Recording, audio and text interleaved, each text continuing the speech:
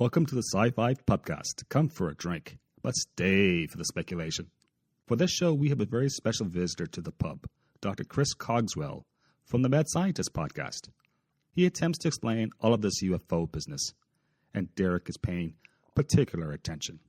Did someone say Bigfoot? Drink! Don't foo-foo the topic until you listen. It's a milestone for us, as the conversation was so good, we are releasing it in 2 parts. Yes, it's our first ever 2-parter. Part 2 will be released next week. So pour yourself a tasty drink. Perhaps try something alien. This is the SciFi Pubcast.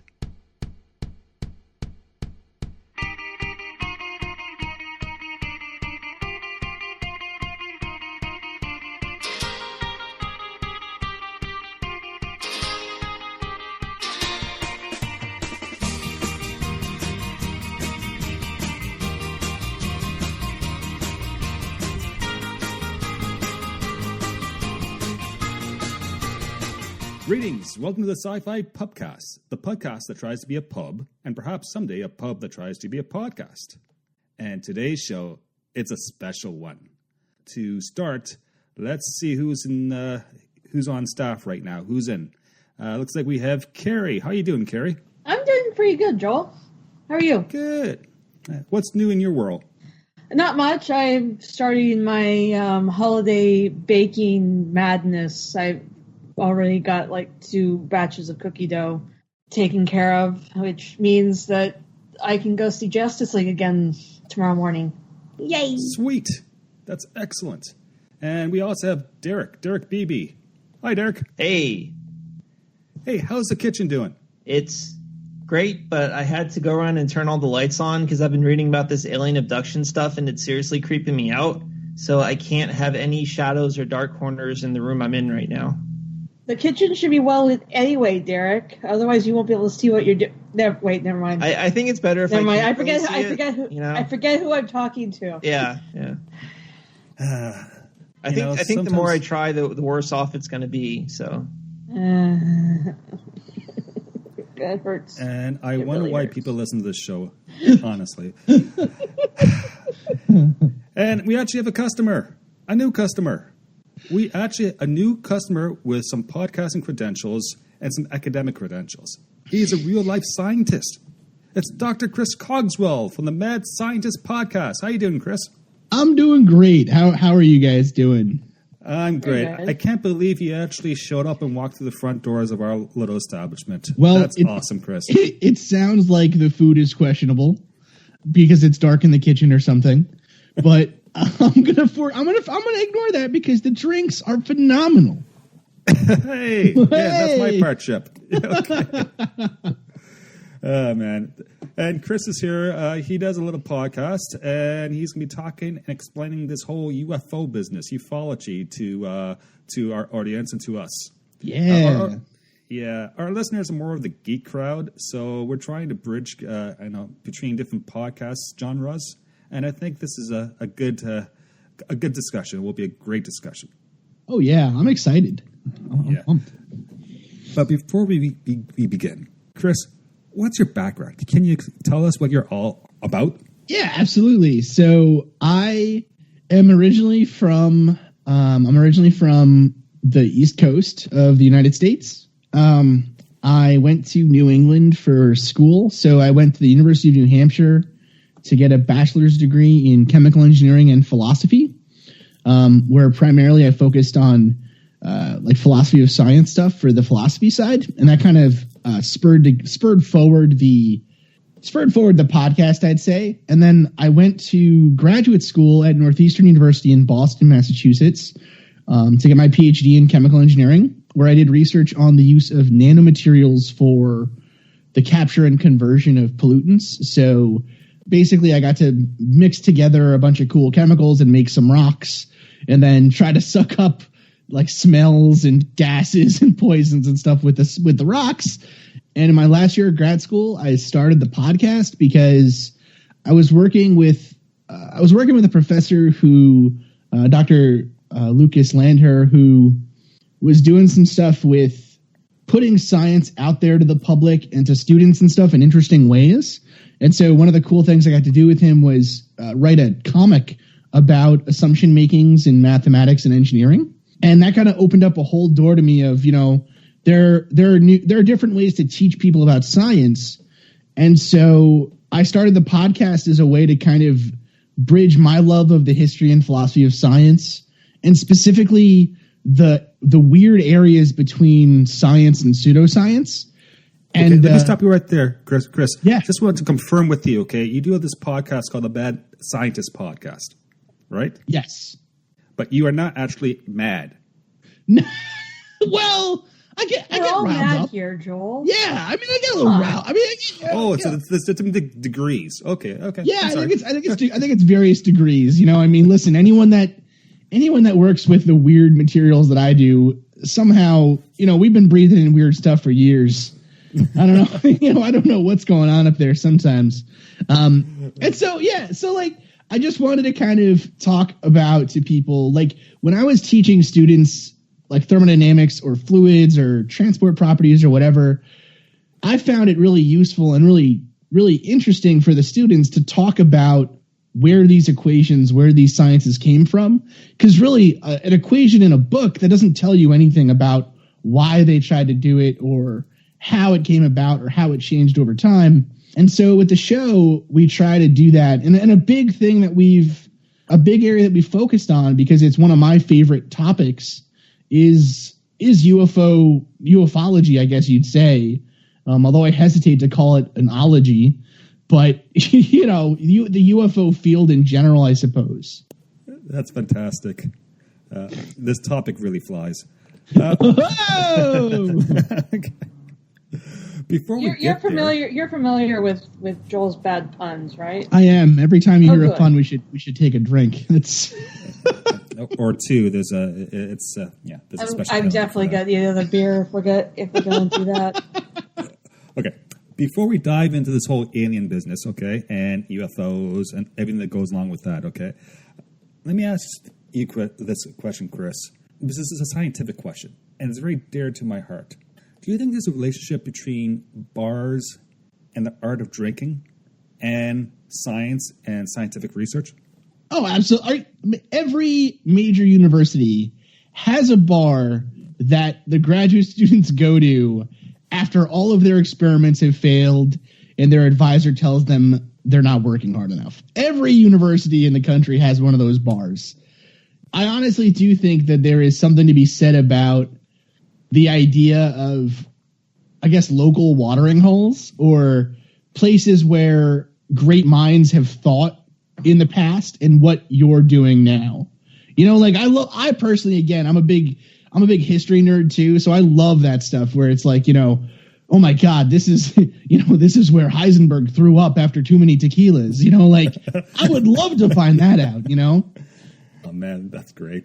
Yeah. But like it's totally true. And it's also interesting when I've been to now in my day job, I don't get to do this as often anymore, but when you go to conferences or you meet with other scientists or things and you tell them I went to this university, one of the first things people invariably ask is, is that bar still there? Or, is this restaurant there still or whatever? Like, those are the things that connect people to their universities. You know what I mean? Some of the favorite things I don't remember happened at bars in undergrad and grad school. Chris, I know this will come as a shock to you probably, but I did work at the graduate student club at Western University when I was doing my master's there back around 99, 2000. So I'm very familiar with that environment. And this is what I'm trying to base this podcast show on, is this same type of exchange of intellectual ideas using science fiction as a lens.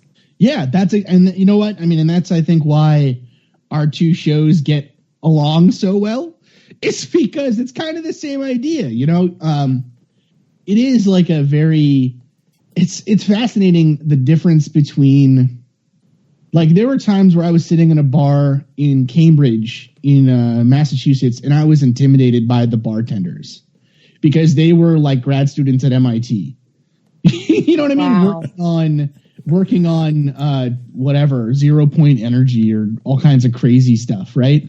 And like there were times where the bar conversation is so over your head because there's people there that are just like, I work on whatever boron transport through various cells or something, or all kinds of things that are just, like problems you didn't even know were problems. And I love it. I mean, it's one of my favorite things. And it's kind of a cool thing about being here in St. Paul and Minneapolis now is that there's kind of the same feel all over the place because of the universities here, which is really cool. Yeah, make me want to go back to grad school. If I had the money to do a PhD, yeah. Do it! And by the way, I was in Cambridge University, England. Okay, a year and a half ago visiting France and doing the university's bar circuit. So, Cambridge, other side of the pond. Right. Definitely a must. Okay, let's get on topic. UFOs. I know here at the SciFi Pubcast, we're really interested to see the relationship between what's happening in our real culture and real life in the real world and how that reflects on fiction. Mm-hmm. So mostly films, TV, that type of stuff. But we need to have a baseline, so to speak. I think that's a scientific term, right? Baseline? Yeah. Chris, what is this UFO business all about, man? Put in some context to this. So I would say it's a very complicated idea or field to characterize. Let's start from kind of the beginning, I guess. There's considered to be 4 types of interactions a human can have with the UFO.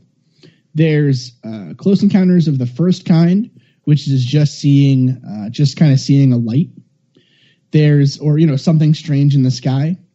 There's a close encounter of the second kind, which is seeing kind of like a ship more so.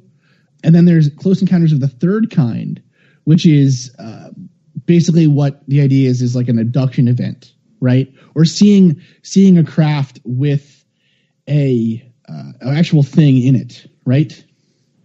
And then there are close encounters of the fourth kind, which is sort of a newer scale, I suppose, or a newer part of the scale, which would be actually being abducted continuously, right? And there's actually a little bit of what's the word? There's actually a little bit of difference here in the scale. So some people will say a close encounter of the first kind is actually seeing the craft itself. The second kind is seeing some event, some physical evidence of the thing. So for instance, a human seeing the craft and then becoming frightened, or your car shutting off, or an animal freaking out, or scorch marks or something. A third kind would still be seeing an occupant of the ship in some ways. And those come from J. Allen Hynek, who was kind of one of the first scientists to really see something worthwhile in this whole field, this whole idea, right? And so in your professional opinion, where would Derek fit in? Not sure. I think I'd be the fifth kind.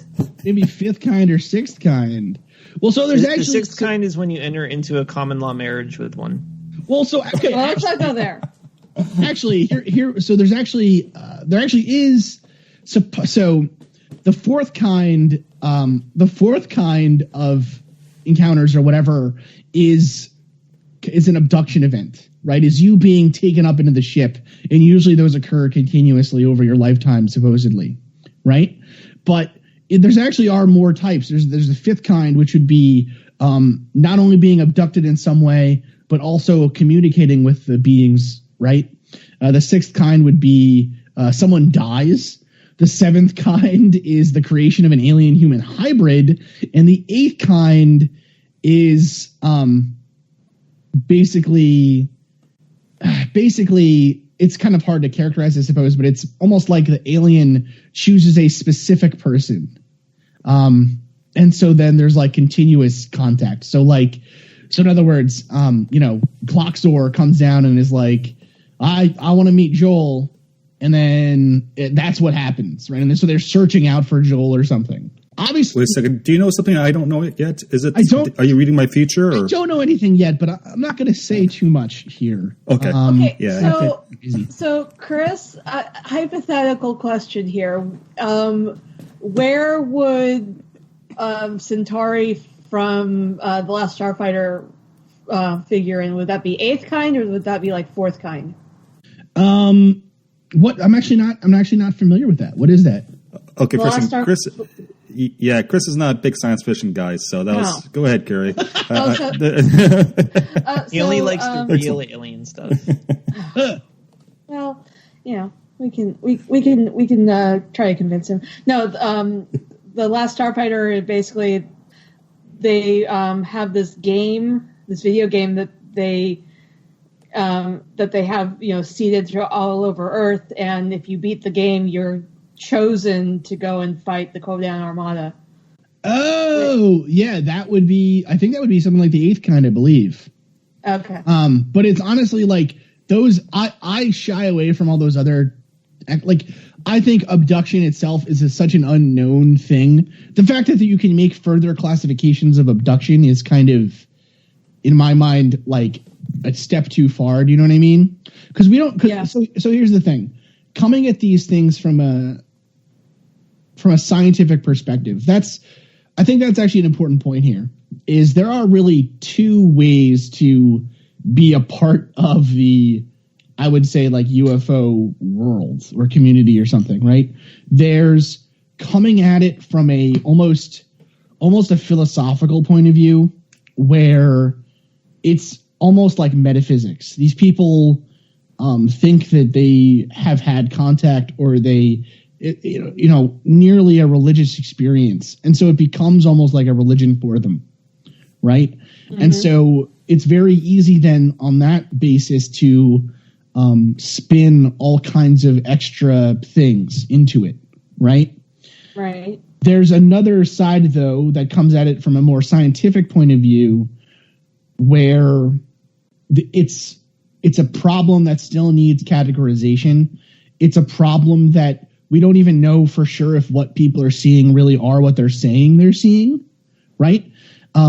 It's a much more subtle and interesting problem in my mind than people like to say, right? So there's a little bit of discussion on some other podcasts where it's like, well, is it a psychic phenomenon? So in other words, is it almost like there is no alien craft, there are no alien abductions, we're just being, our minds are being altered by some intelligence outside of our control, right? So almost like a Descartes' demon argument almost, or is it a physical thing? Are there really alien beings from other planets coming here and pulling people out of their beds and having ships and whatever? But I would argue that there's actually many more options than that. There's the possibility that it is people are really seeing experimental craft at some point, but they're either being lied to or being tricked into believing that they're UFOs. There's the possibility that it's completely fabricated and people are suffering some form of mass hysteria or some sociological condition that causes people, when they see something that they can't understand, to put onto it the lens of UFOs. And then there's the possibility that it's all a big mix, that each case has to be taken on its own, And I would argue probably that the last one is the closest to the truth, like with everything, right? There's probably a little bit of all columns mixed together, but it's the UFO field. I think a big problem with it right now is that there is no consistency. Do you know what I mean? If everything is accepted as evidence, then everything is not evidence, right? Right. If everything is acceptable, then we have no standard and anyone can say whatever they want. And we don't even care if it's true or not because we're just accepting what people are saying. And I think that's a very shoddy way of performing a scientific analysis. Yeah, this is great, Chris. But just for our listeners' sake, can you explain the extraterrestrial hypothesis, VIV, or face-to-face with the other schools of thought out there? Yeah, so and first off, too, I just want to say, even though I'm very knowledgeable about this, I would say I am still very much a skeptic. I love these stories. I think they're amazing and fascinating in the same way that someone who reads Greek mythology or something would find it fascinating, right? The UFO story is almost the story of our own modern mythology building itself up, right? Mm-hmm. And I think there's a very real possibility that these are things, people, if you talk to someone who says that they've been abducted, you come away frightened. You'd start turning on the lights in the kitchen, Derek, are you there, Derek? I'm still here. Derek? They haven't gotten me yet. Oh, good. Okay, good. God. Just checking in. That's perfect. Okay. It's these people think something happened to them, and in some cases, what happened to them in their mind was horrific, and that is out of, I think, dispute. That at least there's some people that think this has happened to me. And what the hell is going on? And a lot of the times, it's people that you would never expect. So, anyways. So the idea here, let's go through the kind of the history, and then we can talk about the branching of the schools of thought, I suppose. Really, I'd like to say that the alien phenomenon or the UFO phenomenon, because who knows, that's a big point of contention, calling them aliens or UFOs or whatever. Alien supposes some biological entity, whereas UFO suggests all possible schools could be right. So let's just say the UFO phenomenon kind of started in the 40s to the 50s, although there have been sporadic sightings throughout history, and that we can kind of get into the ancient aliens thing, although I think that's mostly a crock of shit. But I've read some of the Fun Naked stuff. It's fun to help skewer holes in more religious arguments, but other than that, it's just like, okay, fine. Well, the problem too is that a lot of their methods are non-scientific, right? They start from the assumption that the mythology of these ancient peoples is true 100%, right? That's no way to start an argument. So it's basically the equivalent of saying that the Bible is completely 100% correct. It is, and the Earth is only 6,000 years old. It is 100% that argument, and the way that those two ideas coincide is a little bit frightening, to be honest. It's 100% that, and the same type of people I think that would be susceptible to believing that the Bible is 100% accurate are also the same type of people susceptible to thinking the ancient alien theory is true 100%. You know what I mean? And my mom thinks I have no sense of reality. What I would suggest you do, honestly, my first kind of stepping my toe into this whole thing originally was with the ancient aliens thing, because I read in middle school Chariots of the Gods by Eric von Daniken, and I fell in love. I loved that book because it was so interesting and fascinating, and it led me to reading all kinds of other archaeology books and stuff. And eventually you find out that there is clear evidence for how we built these things, that it's not that hard. And but I would suggest, if you want to read something about that, I would say start with von Daniken, because all the newer stuff is garbage. It's I've read Chariots of the Gods. I think I have one other of his that I've finished, and it's like it was entertaining. No, it's a cool idea. It is. It's a really cool idea, and if I get into a philosophical argument with a fundamentalist, I could use that to just poke holes in their stuff. But absolutely, otherwise, nah. And the other thing is that I know several archaeologists or anthropologists who find it downright insulting to the culture they study, the ancient culture, saying that they didn't have the brains to actually build these things, or they didn't have the know-how. It's downright insulting. It's so insulting. Some of it is like, let me listen. I went to a talk. I'm not even going to say who it was, but they know who they are.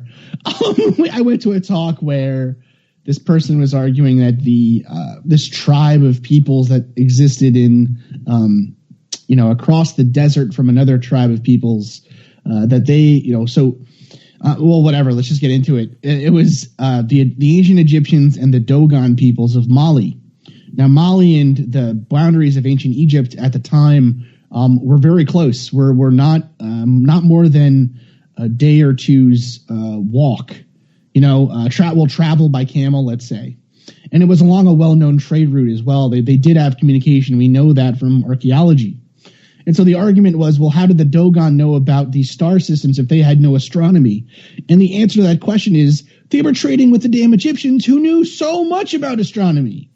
Like they were trading and a big part of the ancient aliens theory is assuming that these ancient peoples did not trade with each other, which is total crap because they absolutely did all the damn time. How do they think, spices transported or Marco Polo got, although the Marco Polo story, there's a little bit of question about that as well, but it's ridiculous to me to think that these people couldn't have communicated. And that's one of the first assumptions of those arguments. So, okay. So sorry, I keep going off on these wild tangents. No. This is listen, awesome. It's a bar. We like going down rabbit holes. It's good. It's perfect. Speaking of which, where's Derek? Derek? Still here. I'm still here. Okay, good. Go ahead, Chris. Got to make sure that those flashes of light aren't him being beamed up. Okay. I need another beer. I'll be back. That's just the smoke alarm going off. I cut out the speaker. Phenomenal. Do I have to send the Ewoks in there? No, I just Seriously? opened the window to let it waft out. A wafting is good. Now we're wafting. Well, and I think there's an episode of Star Trek I was listening to, I think last week, where they were talking about how they've just set the first appearance of man back another 2,000 years or something. The first appearance of Homo sapiens back like 2,000 years. Oh, even farther than that. Farther, from 2,000 years from what they thought it was originally. Yeah. I think recently there was this. I don't want to misquote it. I think recently though there was a story where they found that the first appearance of tools was like 20,000 years earlier than we originally thought. So I mean, people have had the abilities to do some of these things for a long time, and I do think there's something to the idea of, there's no good reason to think that pre Homo sapiens or whatever, there was an ancient advanced culture or something. We have no good reason for thinking that, but I guess it's possible in the same way that before humans were here, it's possible that, I don't know, robots were here, or, or the planet was covered in goo. I don't know, anything is possible. There's no evidence.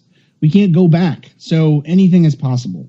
Well, I mean, you would think that if there had been robots here at some point, we would have found robot skeletons somewhere. Unless they had human bodies and decompose naturally. But then they wouldn't be robots, Derek. They'd look and feel human. Are we talking Terminator here, or because No, they I'm would talking still Battlestar be a metal? Galactica.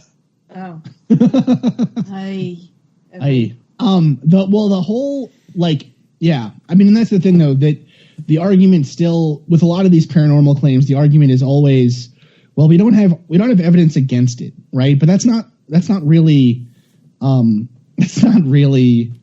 the way that science works. So you're trying to disprove a hypothesis by finding evidence to the contrary of your hypothesis, right? Mm. And so if you posit that aliens must have been here in the ancient past, then one would think there would be evidence of that, right?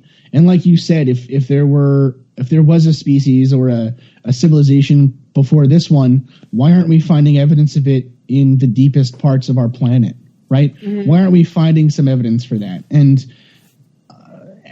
besides that as well, why aren't we finding evidence that can't be explained away in easy other terms, right? Because they're covering it up.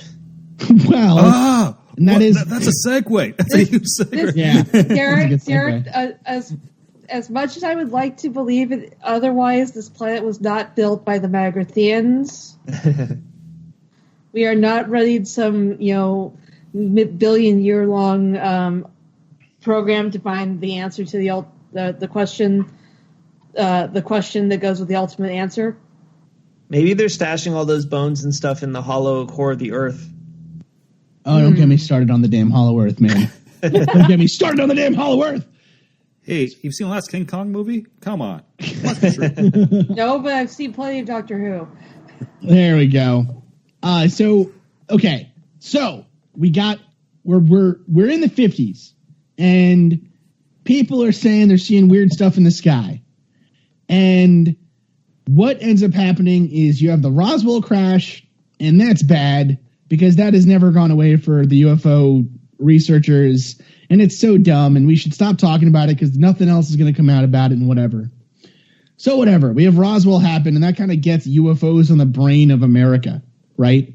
And science fiction and stuff too has kind of been building this sort of, bubbling this idea in. The dropping of the atomic bomb was a huge, almost like a psychic scar for us, I think, in a way where we realized we now had the ability to actually destroy ourselves, right?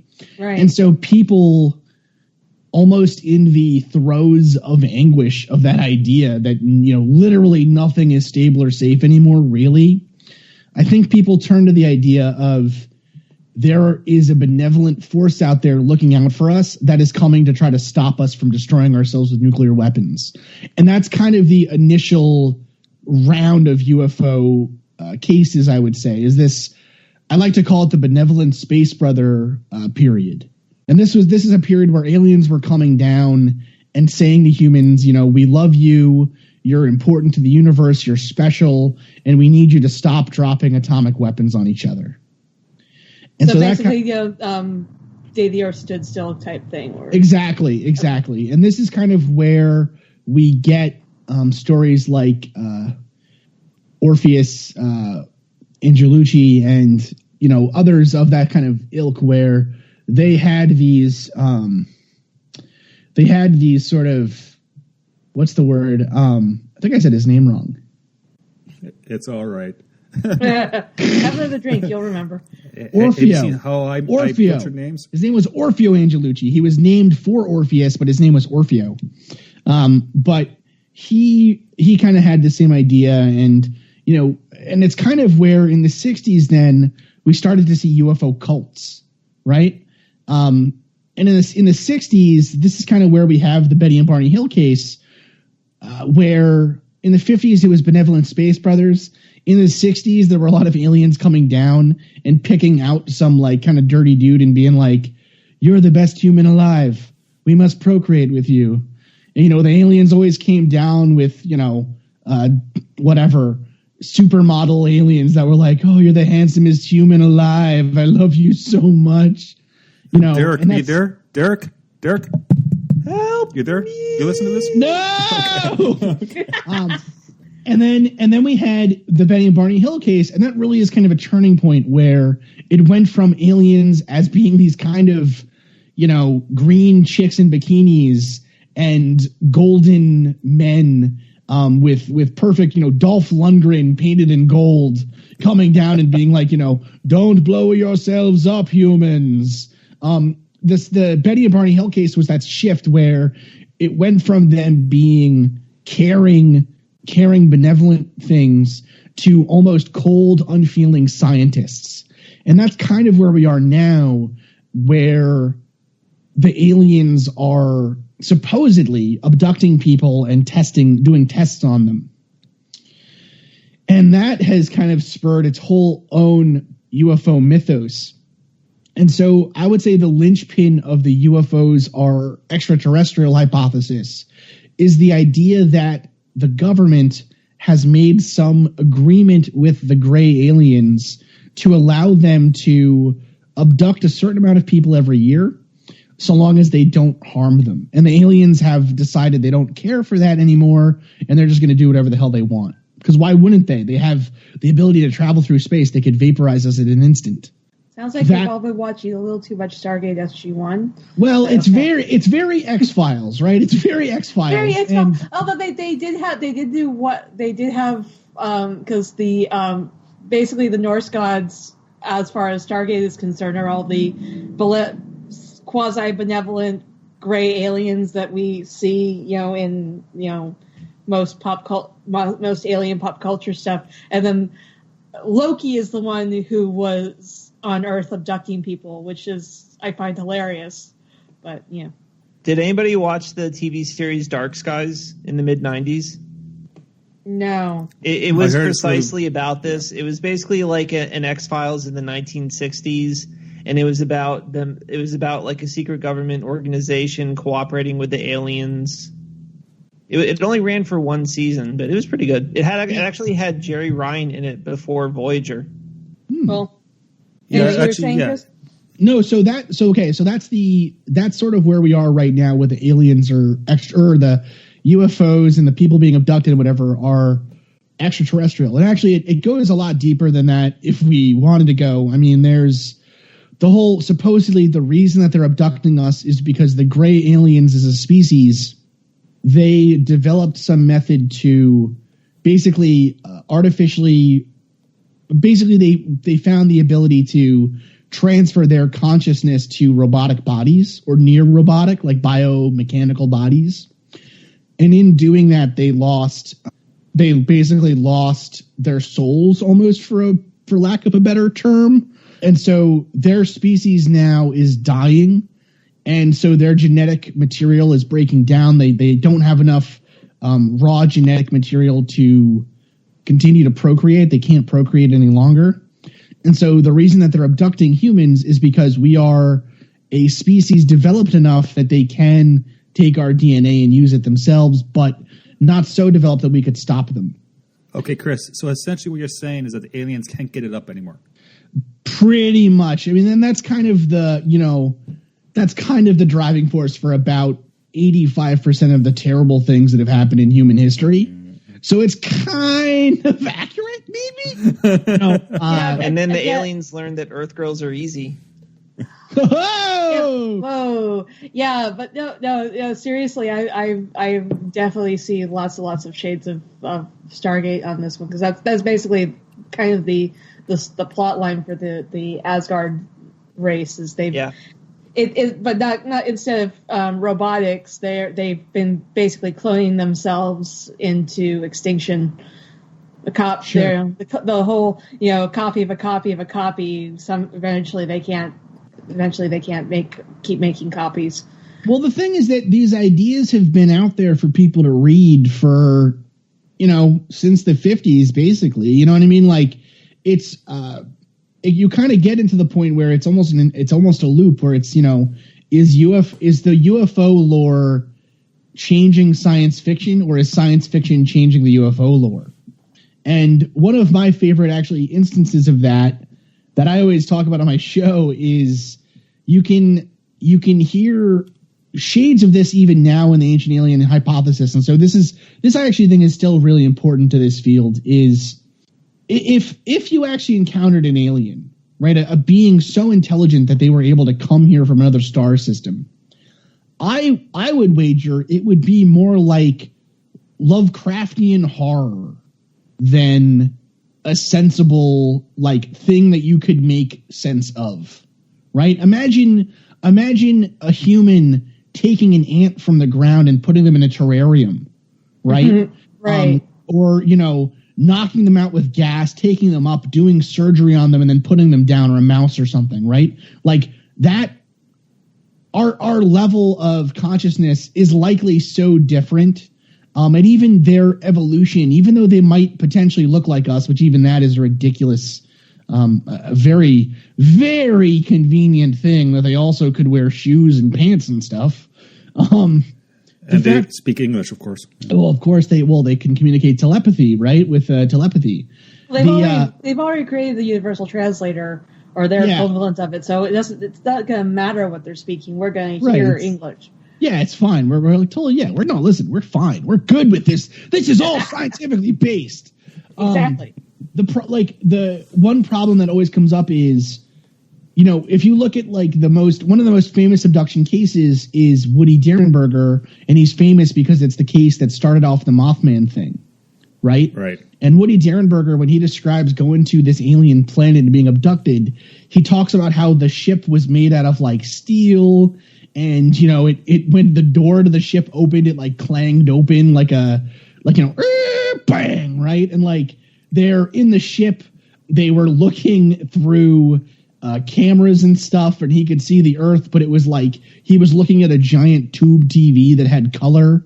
Like he describes it as almost this like what we would now consider to be really cheap sci-fi from the early 60s style, right? Like the aliens were wearing jumpsuits, or actually his aliens were naked.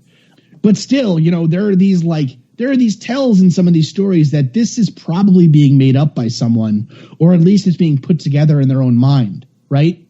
And I would say a lot of those tells are the use of technology that we can't see ahead of, right? So right now, we can think of a bunch of different propulsion systems maybe for ships, right? We can say they're using 0-point energy, or they're using a gravity field or whatever. But we would not be able to say if they were using some completely novel and creative engine method, right? Or even let's think when people say they get abducted, they talk about being on these tables that are kind of like it's a white, almost plastic material, and the aliens use tools. They actually still have to cut into people and stuff. Why the hell would they? Our level of surgery is at the level still of almost barbarians.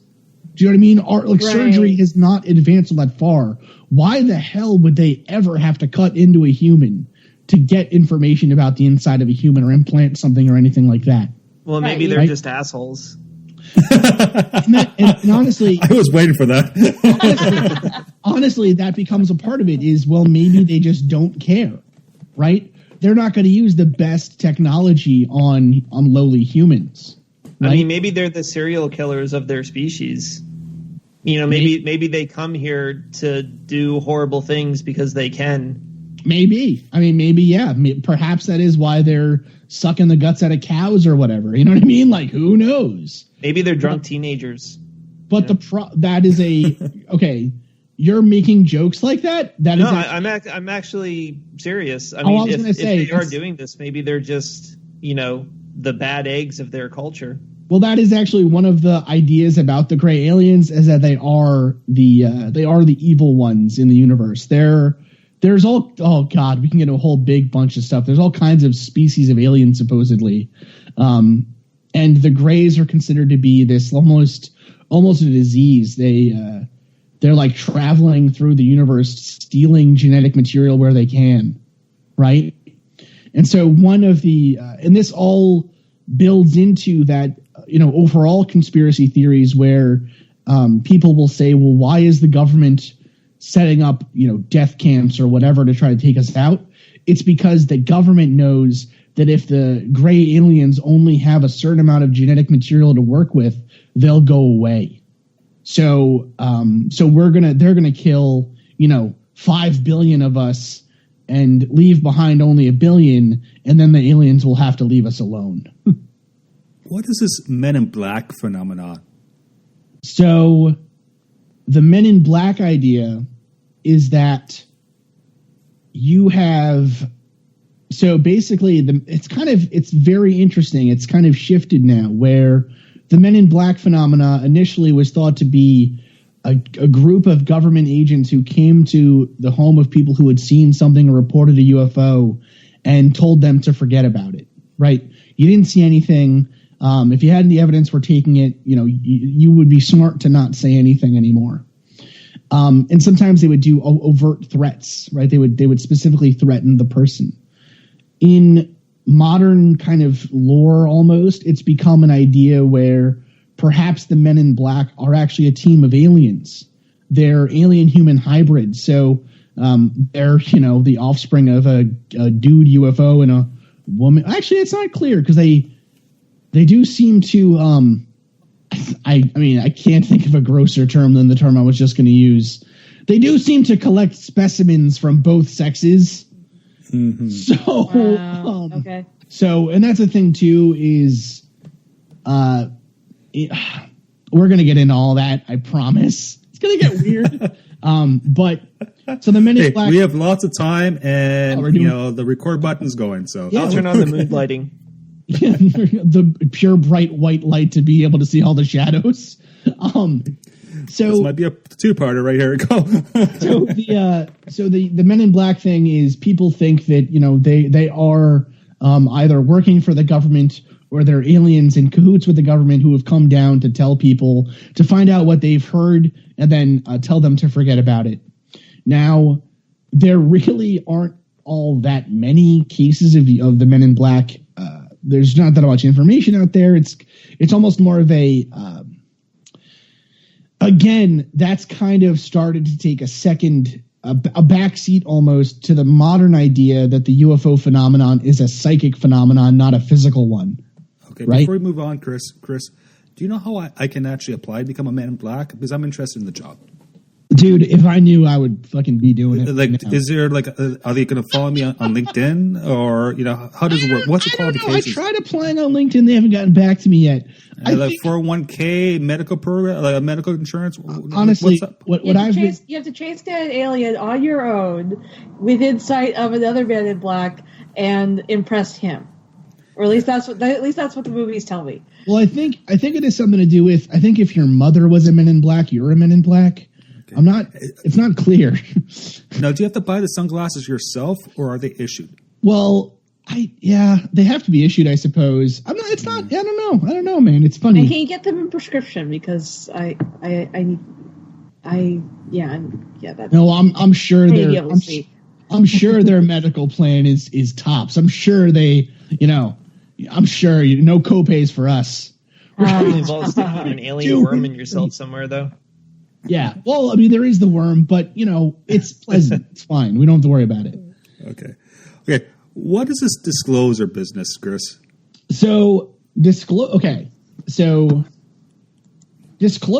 would be people hoping that... So, actually, before we get into disclosure, I do want to because we've been dancing around this idea of it being a psychic thing versus a physical thing. I still haven't explained what I mean by it being a psychic thing. Go right ahead. What I mean by it being a psychic thing is all of that evidence that I talked about before about people maybe not getting it right or, using their own knowledge of technology and science of their time period, kind of trying to put it, 10 years in the future and then coming up with something like out of the Jetsons, when they're describing these UFOs, as opposed to really talking about very interesting or things that really can't be explained in any easy way or sensible way. The idea is that perhaps the UFOs or whatever these beings are showing themselves to us in a way that we can understand.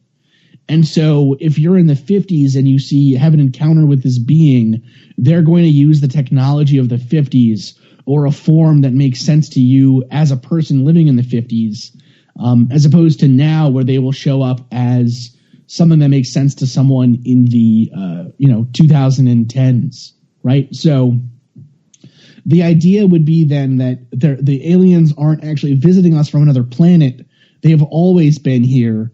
There's some kind of psychic or metaphysical phenomenon that happens to humans, and we can't explain why or how or what is occurring with it.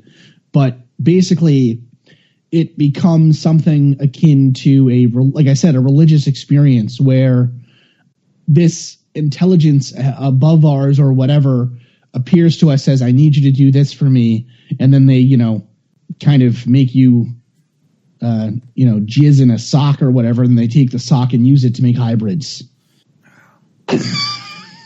One bad date. Let's not go in there. Is it a nice, thick, fluffy sock at least? Or it's not clear. It's really this is part of the problem, right? Is that part of the problem is that if it is a psychic phenomenon, then again we have Descartes' demon, and for those that don't know what I'm talking about with that, Descartes, he's the one that came up with the idea or the saying, I guess, or the philosophical. I don't know, saying, I think, therefore I am. And what he was trying to figure out when he came up with that was, how do I know that anything around me is real? Right? This could all be a trick of a demon who is changing my sensory input before it gets to my brain. Right? So I could be a brain in a jar, or I could be a sleeping human in a dream or whatever. Right? You could be in the Matrix. Yeah, how do I know that my reality is real? And what Descartes decided was, I can't know that. All I can know with any certainty, without experience, is that since I am thinking, since I am having these conscious thoughts, I must exist in some form, somewhere. Right? So this idea of aliens basically being Descartes' demon, where they can change everything about our sensory input and whatever to make themselves appear to us however they want, that is, in my opinion, akin to the same kind of infinitely regressive argument of, well, we exist in the Matrix, so nothing is real. Well, who cares? Who cares then if we live in the Matrix? Because I still get hungry. I still bleed. I still have pain and love and emotion, right? So if this is a simulation, it doesn't change anything about the way I live my life, right? It's not useful information. And it's the same way with the UFO phenomenon. If UFOs are a psychic thing and they could make you see and experience whatever they want, then why would they have you experience anything? Right? Right. If they can change it and they seem to be trying to keep it secret, then why wouldn't they keep it secret by making you think you were just asleep the whole time? Why would they let you remember what was going on? Yeah. Or why would they put into this system some method of you remembering, or right? Like it's a ridiculous argument in my opinion. And unless, as Derek said, they're all assholes. But even then though, it would ultimately. But surely no system is perfect. There's who knows? Maybe we all get visited by these 10th dimensional beings, and it's only these few people who have the 1% screw up where they actually remember something. Maybe, but then if that's the case, then why are we even? Again, it's sort of like all the philosophers that tried very hard to characterize God, right? If you try to characterize God, you're going to come up with a list of things, and almost every philosopher that's done it eventually comes to the point that, well, God is all knowing and all doing. He or she can do or think whatever they want. And so therefore, I can't know anything about God because anything I know about God could be God tricking me. Right? Yeah, this is a path to madness, by the way. Okay. Yeah. So it ends up becoming an argument where all we can do is trust in God, right? And that's kind of where the UFO field has kind of become, is people saying all we can do is trust that these people that claim to have these experiences have had it, and there must be some reason for these experiences. And it's a big part of why if you go to a local UFO meeting or something, you're going to come up to people who believe that aliens are angels, or that aliens are really God, or like it's taken on a very religious overtone, and it's in my mind gotten away from kind of the very sensible scientific side of it, where, you know, there's lots of planets out there. We think we'll be able to one day travel to those planets. Why do we think it's so impossible that another race of beings has found a way to travel to this planet as well? And regardless of if it's true or not, I think there is something worthwhile in studying what these people claim to have experienced. Because even if it's not an alien thing or something, isn't it fascinating that all of these people claim to have very similar experiences? And what then drives someone to make a false UFO report if they're all fake, right? There's still a lot of meat on this bone, you know, to chew over and get interesting answers and you know, even from a sociological or anthropological perspective, if not from a physics or chemistry perspective. There's also that whole thing in the 80s when all these children were remembering taking part in satanic rituals when they underwent regression therapy. It is. Okay, that's not me, by the way, okay? That wasn't me. that was an argument against D&D, Derek. That never happened. We actually did. We just did an episode on that, actually, and it's very, very similar to the UFO phenomenon today.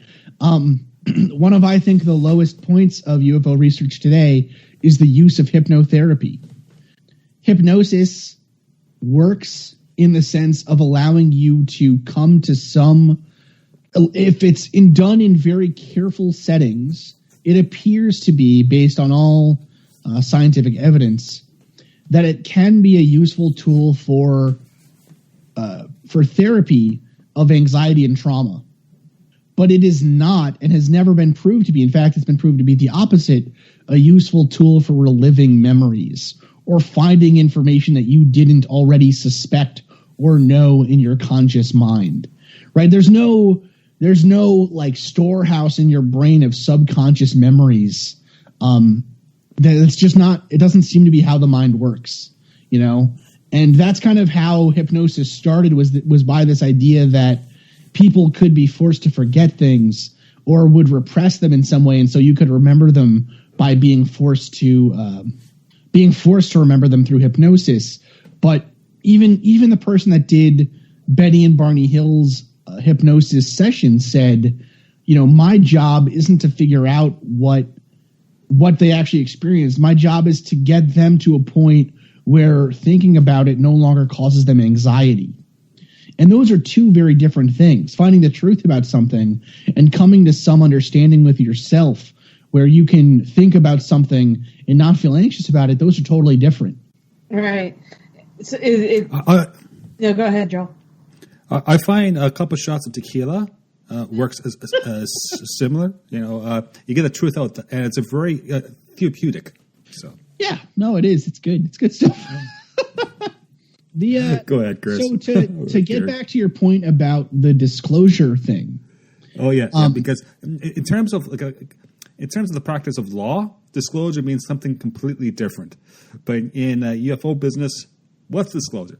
Sure. So disclosure basically means people in the UFO field think that the government knows about UFO cases. They think, a lot of them think that the government signed a treaty with the gray aliens in the 50s, right? And so all governments or just ours? All governments through ours. Our government, are the United States government being the primary one, but of course, you know, all of the world's governments are aware of the UFO problem.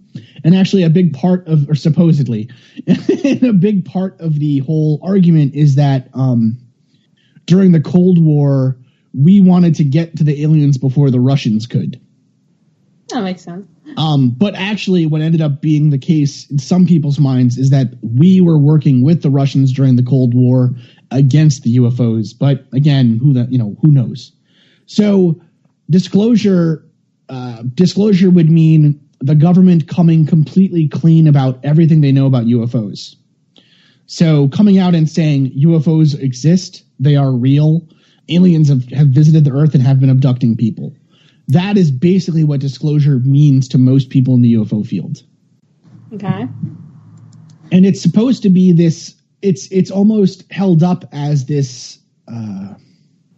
Holy Grail? Well, not Holy Grail necessarily. It's almost always held up as this idea that if disclosure were to happen, if the government were to actually come out and say that UFOs were real, that it would cause panic.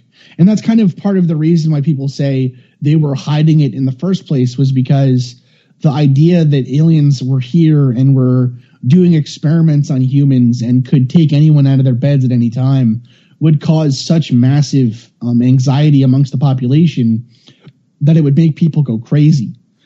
You know, there'd be riots and all kinds of different terrible things. So it's this idea that the governments of the world thought our peoples can't handle this, so we're just going to keep it secret from them until they can handle it.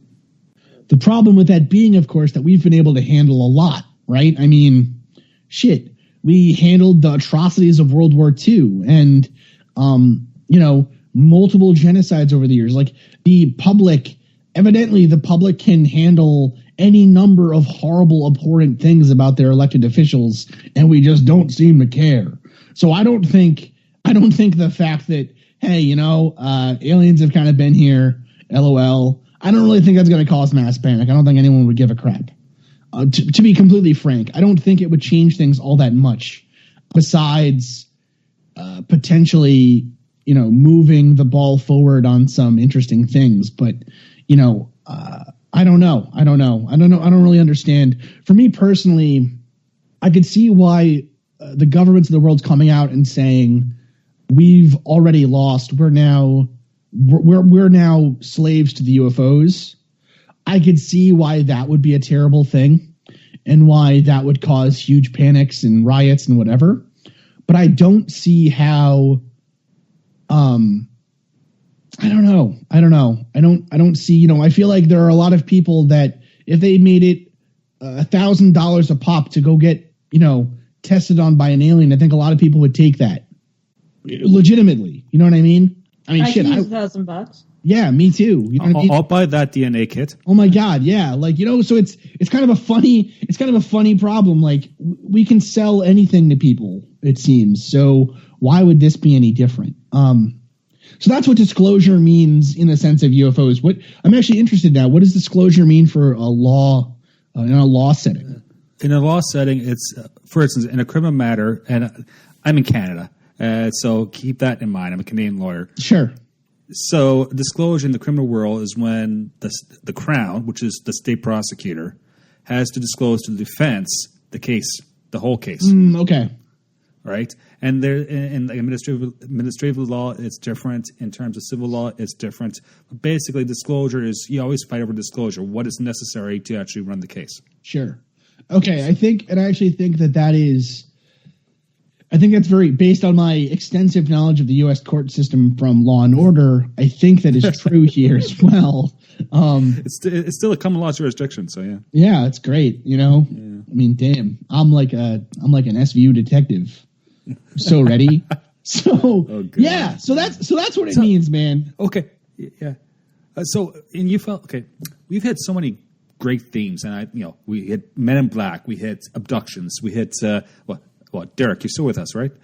We hit disclosure. What other themes are there in the whole UFO business?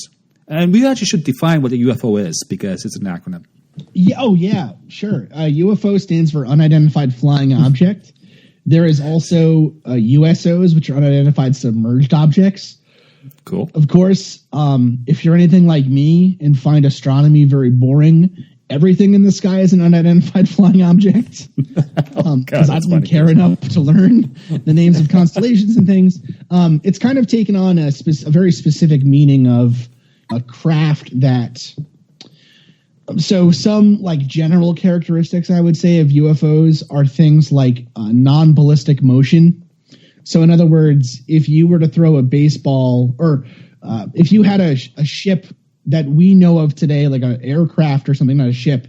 If you had an aircraft as we know them today, they travel ballistic motion. In other words, their momentum, the path that they travel, is defined by the force of the engines pushing them forward, right? So in other words, we shoot air out the back of an airplane, their wings on those rotors, and that causes the plane to fly, right? But that means that an airplane couldn't make a very sharp stop or a turn at a right angle or anything like that. They have to travel along ballistic paths, right? They have to travel like anything that's being powered by normal propulsion as we know it, right? A non-ballistic motion would be something like a craft accelerating extremely quickly and then coming to a dead stop and then, making a right angle turns and just kind of moving about in a way. I would characterize it like this. Ballistic motion is like the motion of a baseball through the sky, right? You throw a baseball, it'll move along a set arc path. Non-ballistic motion is similar to the kind of shapes and movements and stuff you can make a laser pointer make on a wall. Right, you can make it move extremely quickly and all kinds of different shapes and whatever, because it's not the thing that's defining where that's moving is not the physics of air flow and gravity and acceleration. It is the physics of something else. So in this case, it's your hand moving about a light beam, right? That makes perfect sense. Hey, Chris, you've been talking a while, man. How's your beard doing? Beard's almost gone. You should grab another one. I should. I want to tell you my story because I took the Area 51 tour when I was in Vegas about 2 years ago. Okay. Grab a beer. All right, let me grab a beer. I'll be right back. This is how this works. Yeah, so this is really cool. Don't you think, guys? Oh, yeah, this is great. Definitely. Yeah. I know Chris is not on the phone, not on the mic right now, but from his podcast, I know he's not a huge science fiction guy, so the references, he probably won't get it. But he's brilliant. He's a brilliant man. Yeah, I agree. So, and this is podcasting, and this is going to stay in. Uh-huh. So, I probably cut off some space. I want to ask him a couple questions before we bow out. Yeah. And the fact, we get time. Again, I can split this into 2 parts, so it doesn't matter. Carrie, you didn't watch Dark Skies? No, I was late night. Is it late 90s? It was like 95, 94. I didn't have television a lot. I didn't have a television really in end of 95. 96, all of the stuff that he's been talking about, that was all in Dark Skies, like the rivalry with the Russians trying to make the alliance with the aliens and all that sort of thing. Okay. I'm back. I'm telling you, it is literally like some of this stuff is word for word from pop culture. It's ridiculous. It is, and that's you're right, Chris. Because one of the questions you mentioned earlier, which is the theme of the show, is does the UFO business, does that influence science fiction, or does it science fiction influence UFOs? Or it's a little bit from column A, a little bit from column B. Right, and that's really been the question since the beginning of UFO study. I would say is like even with the Betty and Barney Hill case, there was a show on at the time called. What the hell was that show called? Like Outer Limits. The Outer Limits, exactly. And they had a case that occurred on that show about aliens coming down and picking people up or something, and supposedly that influenced the Hills story.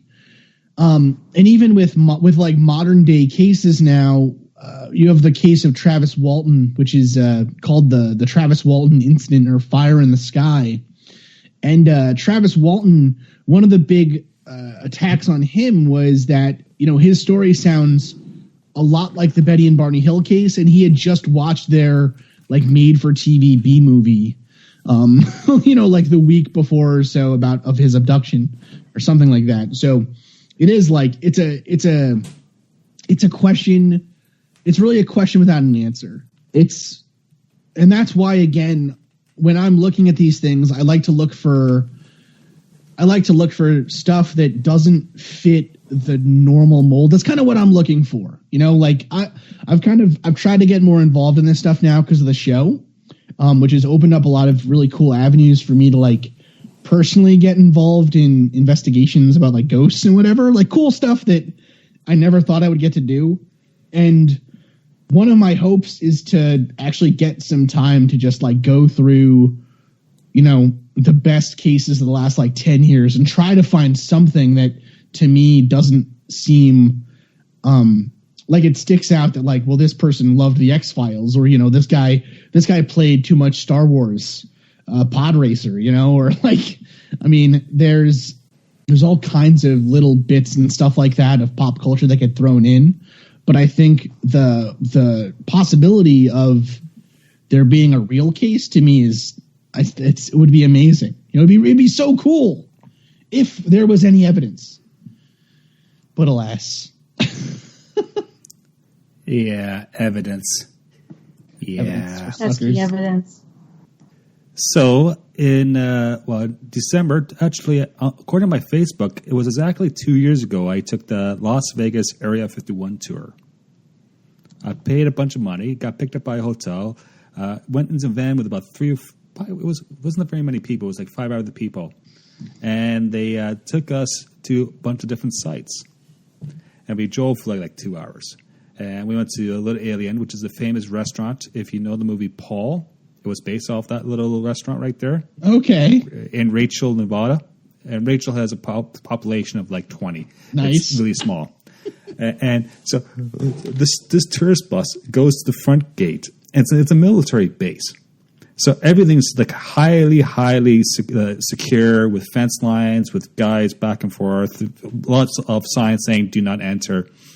And you get out, it's like no photographs. And so we were playing tourists. And apparently, a couple of years ago, a van actually didn't stop, and everyone got arrested. And so it's like, yeah. Imagine that. Yeah, But it's a military base. Luckily, in my case, the van stopped. Great, we do the tour stuff. I'm keeping my head down because I want to keep a low profile. It's really neat. The black mailbox. You know what I'm talking about, Chris? Oh yeah, sure. Yeah. That was in the movie Paul with Simon Pegg and all that. Okay, that doesn't exist anymore. The landowner got pissed off because of all the UFO tourists, so he yanked the box down. But we went to where it was. Okay. Oh, that's funny. Okay. Funny, man. You got Nevada State Route 375, and they had they actually, a couple years ago, maybe 10 years ago, they put up the highway sign, and it's sponsored by the state of Nevada. It says the extraterrestrial highway. Yeah. It's classic. It's just covered with stickers. Each time they remove all the stickers, people will come and they put stickers back on the sign. Of course they do. That's the way people are. We don't care about no stupid sign. The other thing is before we went to Rachel and all that. When we're still in Vegas, we go behind the main airport in Vegas. I think it's in McCain. Literally, it's like 2 miles from the Strip, and they point out all the unmarked airlines that the U.S. government uses to move the people around. It's called Janet Airlines. It's like, oh, look, they have unmarked airplanes to fly, professional people from point A to point B. Yeah, no, really? Governments do that. Okay. Well, it's one of those.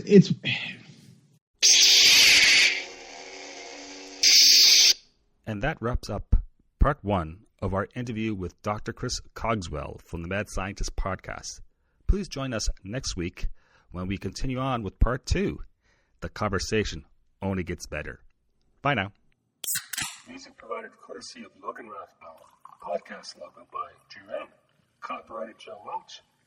Listen responsibly, and we can't wait for your next visit to our fine establishment. Cheers.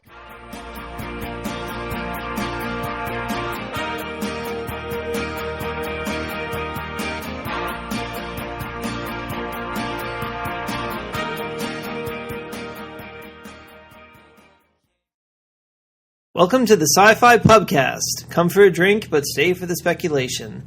Don't adjust your podcatcher, which I believe is like a cowcatcher on a train. Not entirely sure. The voice you're hearing is Derek's, not Joel's. Joel is, unavailable to do the intro. We don't know exactly where he went, but Joel did mention that he was planning on taking a long, lonely drive late at night near Rachel, Nevada. Rachel being the city, not the girl from Friends. Or he could be in rehab.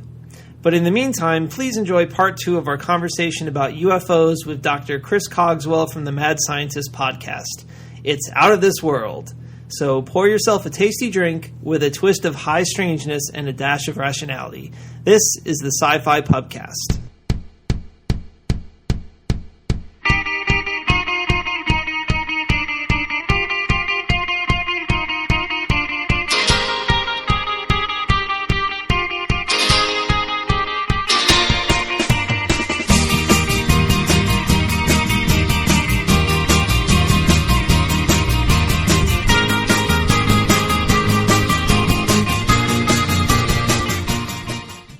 It's one of those funny things where it's like if the U.S.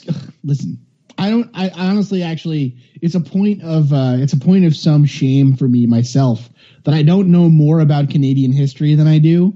My dad was from Canada, and I'm always trying to find a good book on Canadian history, and I can never find one. But so maybe Joel, you can help me out after this show.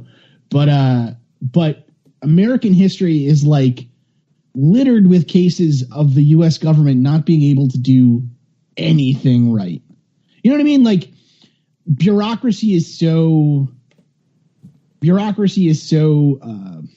it's set up to make things slow and deliberate, right? It's not set up for quick action, really quick, decisive action.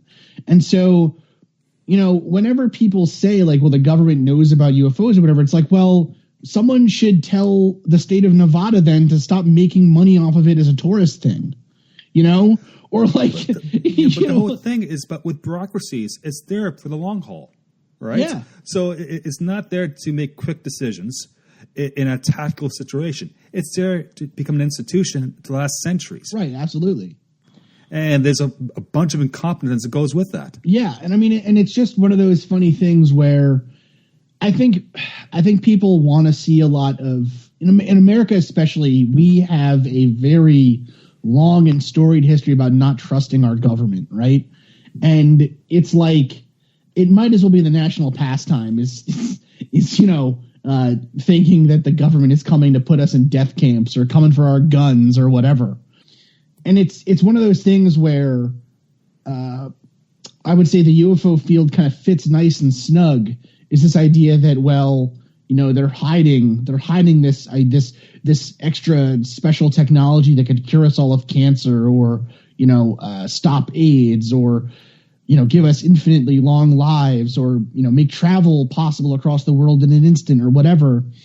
And a big question I always have is, if we could do that, why aren't we even seeing some evidence of that being used for nefarious purposes, right? If our government could actually transport things in the blink of an eye with a UFO ship or something, then why are we getting ambushed in war still? Right? Mm-hmm. If we had stealth technology that was so good that we could fly over a battlefield with the plane being completely invisible, then how is it possible that we even care about airspace? Why is North Korea still a threat? Why are we still losing planes? Exactly. Right. There's all these questions on top of it that make it a kind of a silly, infinitely regressive argument. And so then that's, I think, why, before the internet, it was really easy to think that, and actually I think this is one problem for the UFO community. It was really easy to think that the people who were investigating UFO reports were always on the up and up, I would say, or always maybe not necessarily in it, not for themselves, but always at least educated in a way that makes them knowledgeable about science or investigation or biology or whatever, right? Mm-hmm. That's not the case. The bulk of UFO researchers are retirees who have a lot of free time on their hands.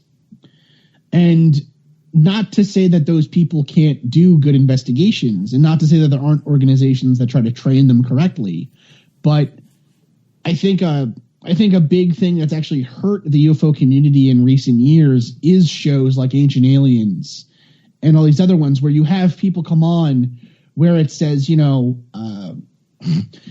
say like, whatever, this ancient alien theorist. And you're like, what makes him an ancient alien theorist? And you go online and he's just like a real estate agent.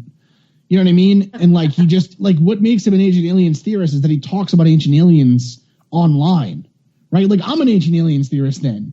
You guys are all ancient aliens theorists now that we've mentioned Von Daniken. You know what I mean? Like, there is no real like concerted effort to like get good experts or good people interested, even though I think with science fiction, there are loads of very smart people who grew up watching Star Wars and Star Trek and Battlestar Galactica and, want to believe that this stuff might be out there and would not necessarily take much convincing for them to at least sit in on a panel of scientists talking about, what do you think? If there was a craft, what would it be like? Yeah, but that's the crutch right there, Chris. So, like, for instance, science tells us that there's so many different livable planets out there in the world, in the universe right now. We know about 200 of them, right? That it's in the golden lock zone. And the odds are, statistically, with the Drake theory, that there's probably life out there in the universe, like extraterrestrial life. Sure. Yeah, but then I have to rely on people like, Albert Einstein with special and relative theory saying, yeah, we can't really get there because it takes too long.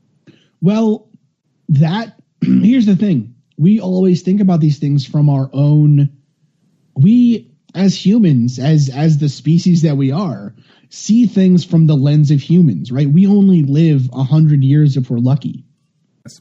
That isn't true of most organisms. To a tree, right? 100 years is nothing, right?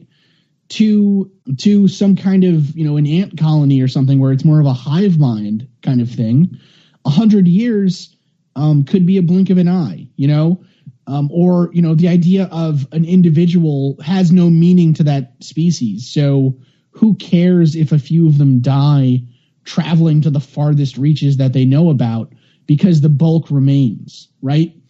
I think a lot of those, it's true.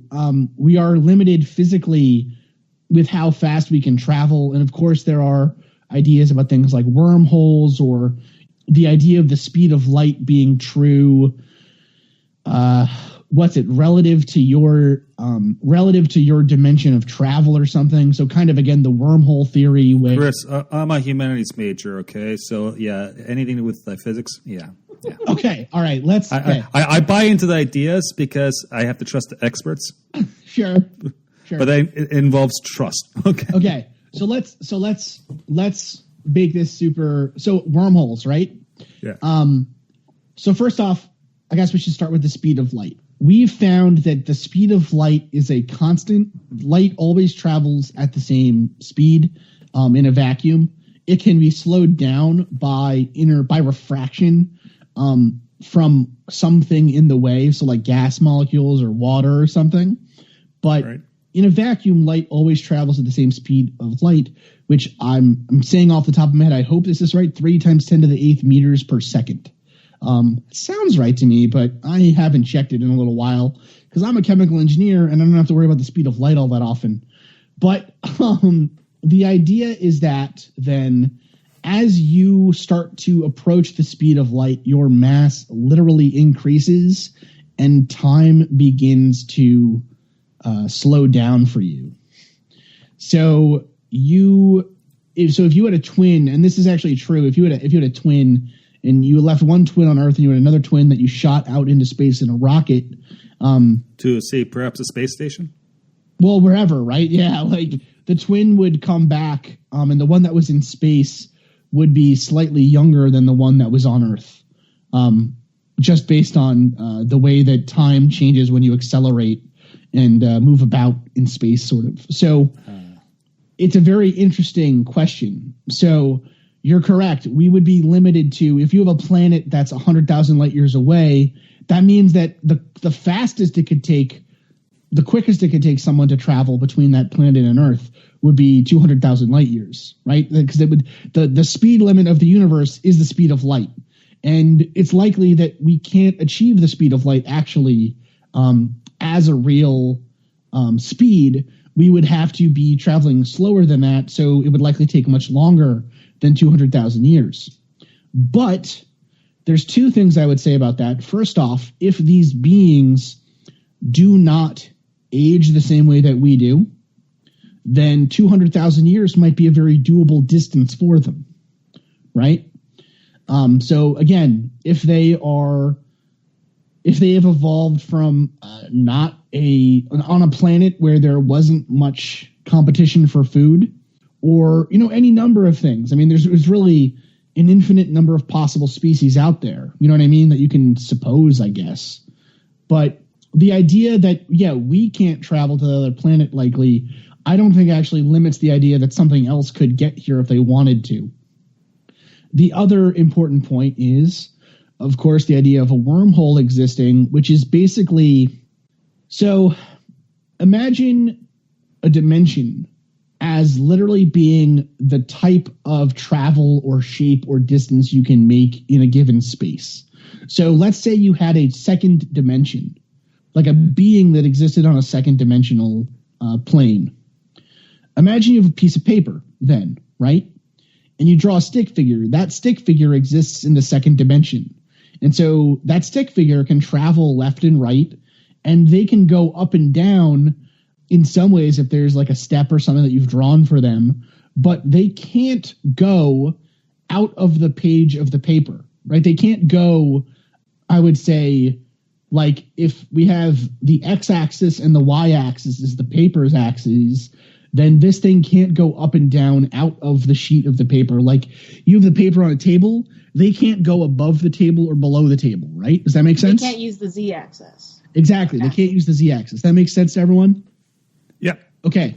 Yep. Now, we could do all kinds of crazy crap to this person on the second dimension, right?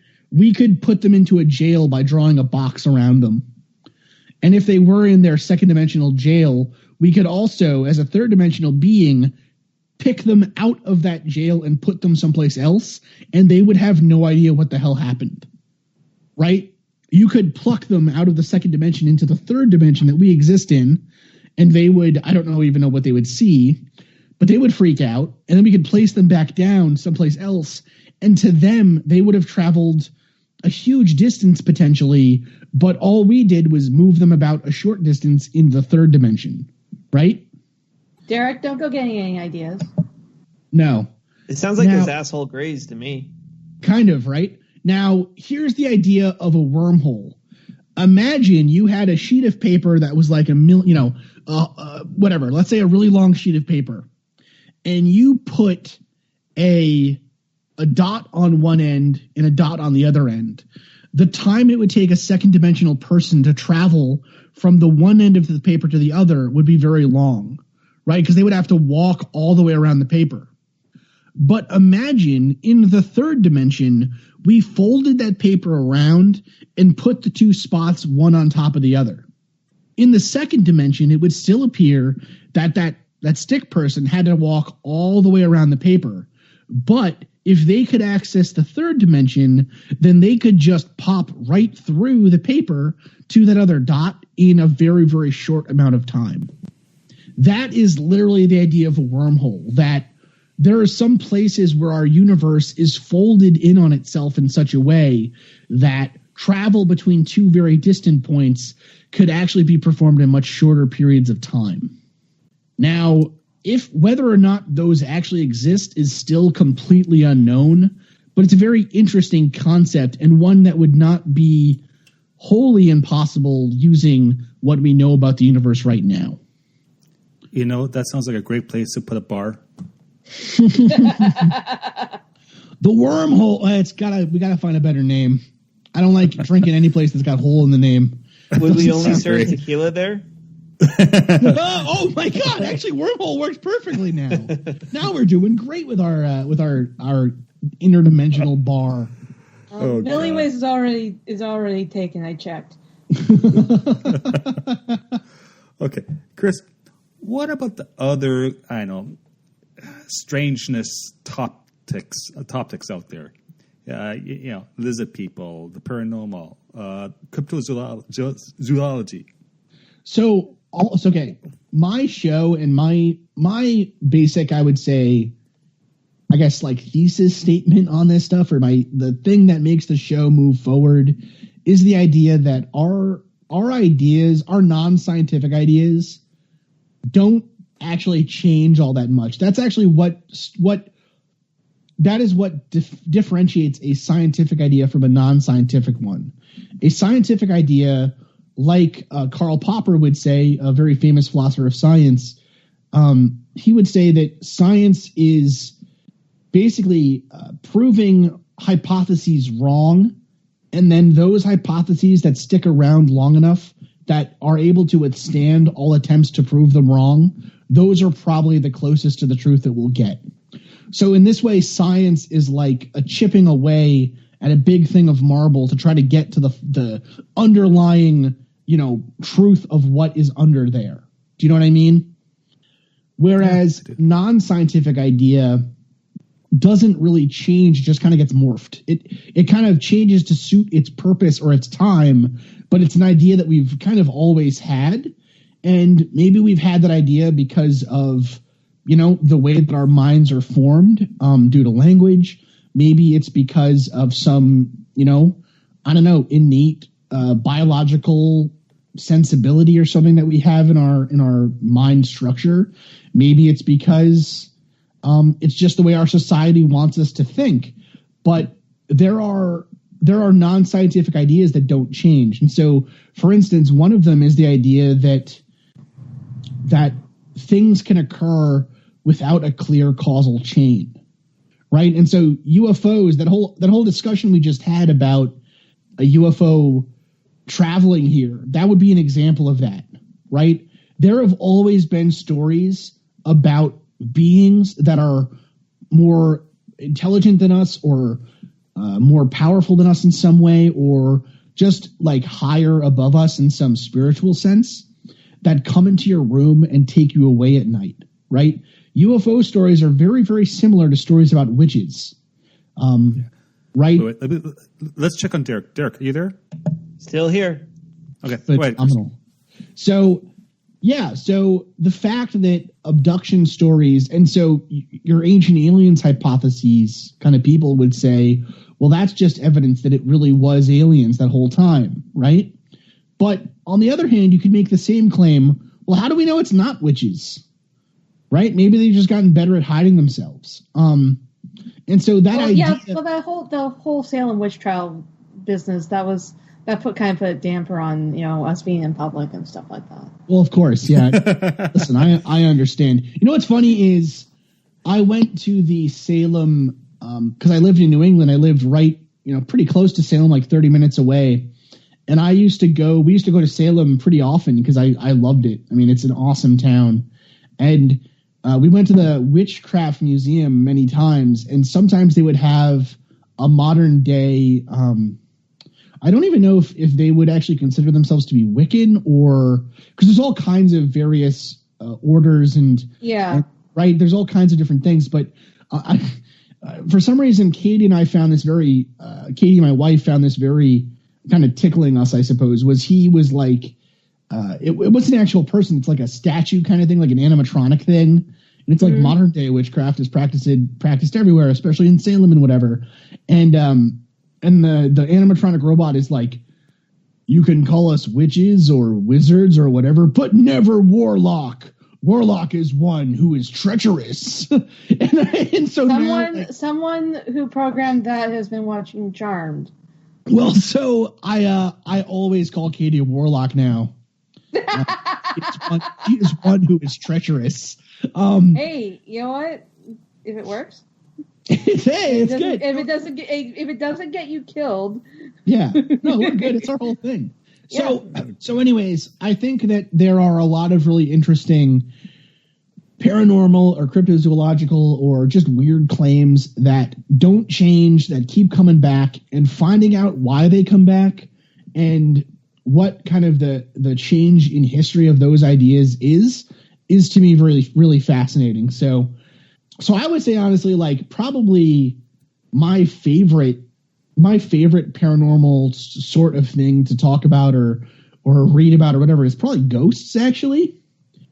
Because I just have always been fascinated with the idea of ghosts and stuff. I would say ghosts, then UFOs, and then probably cryptozoology, although in recent years I've kind of come off that a little bit. It's really hard to find good. Again, I think the internet has kind of ruined cryptozoology for a lot of people, because you used to read these stories about people hunting Bigfoot and you thought that they were capable and smart people and whatever.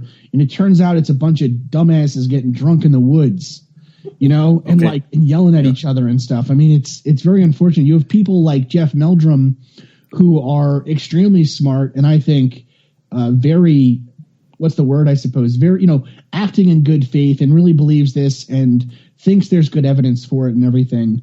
And he's kind of getting, like with a lot of these cases, he's getting washed out and, removed from the conversation because you have people screaming for squatches on TV. So, okay.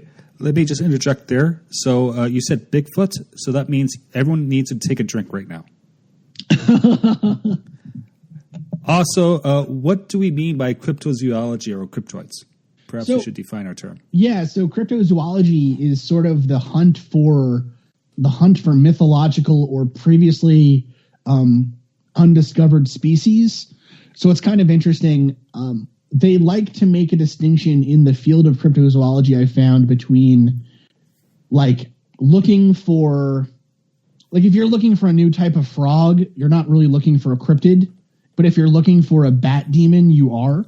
It's one of those things where it's like, I know a cryptid when I see it. I can't define it, but I know it when I see it. It's kind of the same kind of thing there. But I would say, the most famous cryptids, so a cryptid would be an animal that is considered to be not possible or non-existent by science, that people still have sightings of.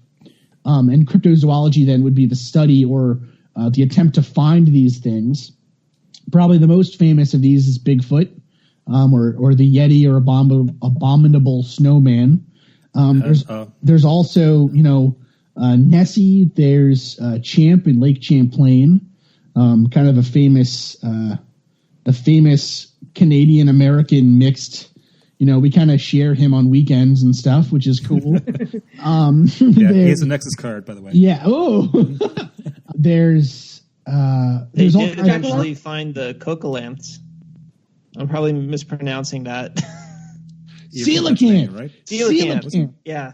I was like coelacanth, and then I was like, oh, it must be coelacanth. Yeah. So the coelacanth would be a perfect example of this, where the coelacanth is a fish species that's existed since like the dinosaurs, right? Yeah, since I don't know the exact age. I mean, all those titles get kind of really confusing, but since before humans were around.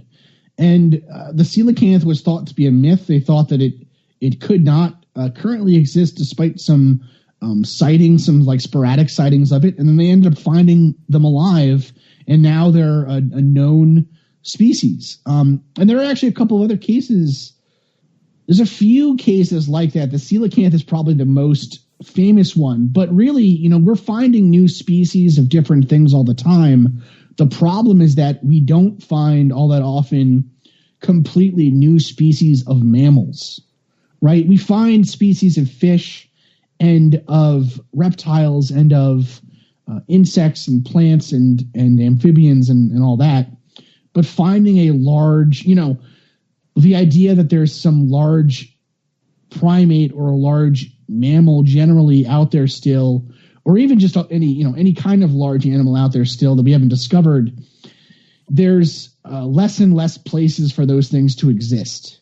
And that's kind of the way that it always goes with paranormal, or maybe paranormal is a long shot term. I kind of lump it all together into the paranormal, but that's really not accurate. I would say in the history of science, of these ideas that aren't really supported by science but still have a vocal minority of people that believe in them, there's always kind of a dampening down or a slow regression where, okay, well, maybe they exist in the Amazon, and then we map the whole Amazon, and they're like, okay, well, maybe they exist in the Congo, and then we go to the Congo, and they aren't there. Okay, well, maybe they live in the bottom of the ocean, and then, eventually we'll get to the bottom of the ocean, and they won't be there, and so they're in New Jersey afterwards. Well, right. Well, there's still, Jersey will always be a terrifying and horrible place. So and that's from someone who lived right next to it, who basically grew up in Jersey. The places for Bigfoot to exist are shrinking always, right?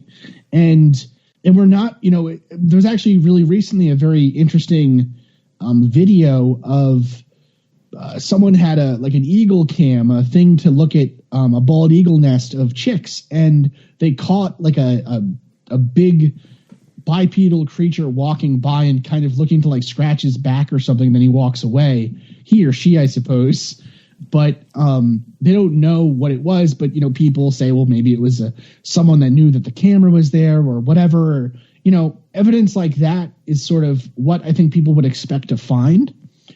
But the thing that I don't think a lot of people realize is, chimpanzees or gorillas or bonobos or any large primate are actually very, very hard to find in the wild. We don't find bodies of dead bonobos or dead chimps or dead gorillas. We don't find, they cannibalize themselves, or they get rid of the body, or another animal will eat them immediately, right?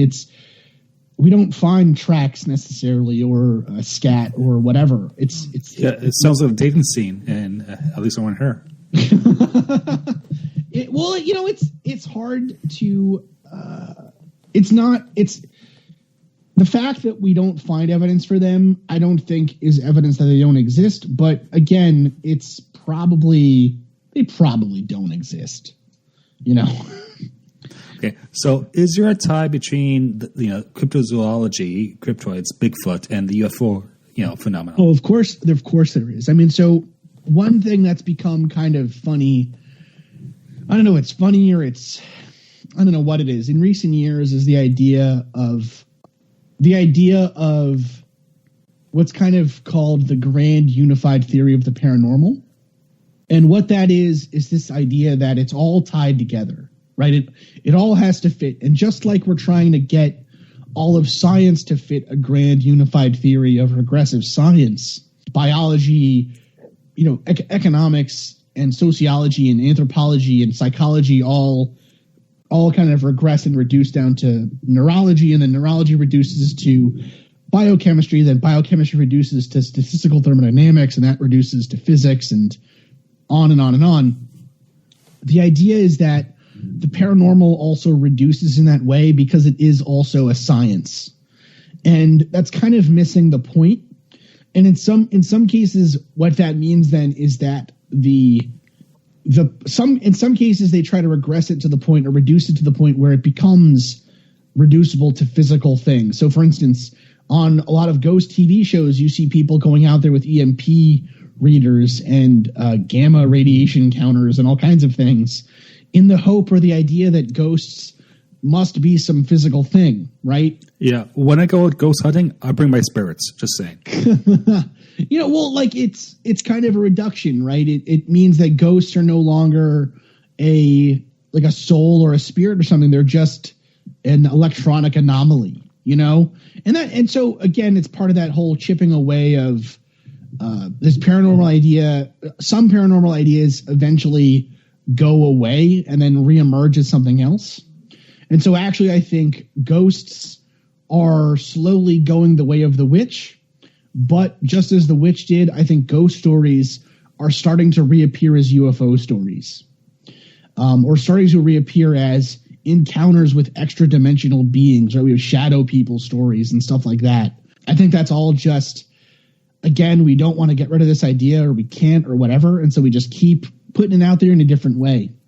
Now, in terms of Bigfoot or these cryptids being extraterrestrial or something, or fitting in, one part of the grand unified theory is if extraterrestrials are a psychic phenomena, then Bigfoot might be an extraterrestrial disguised as a Bigfoot to hide them living in the woods or something, right? Or even where did he buy the suit?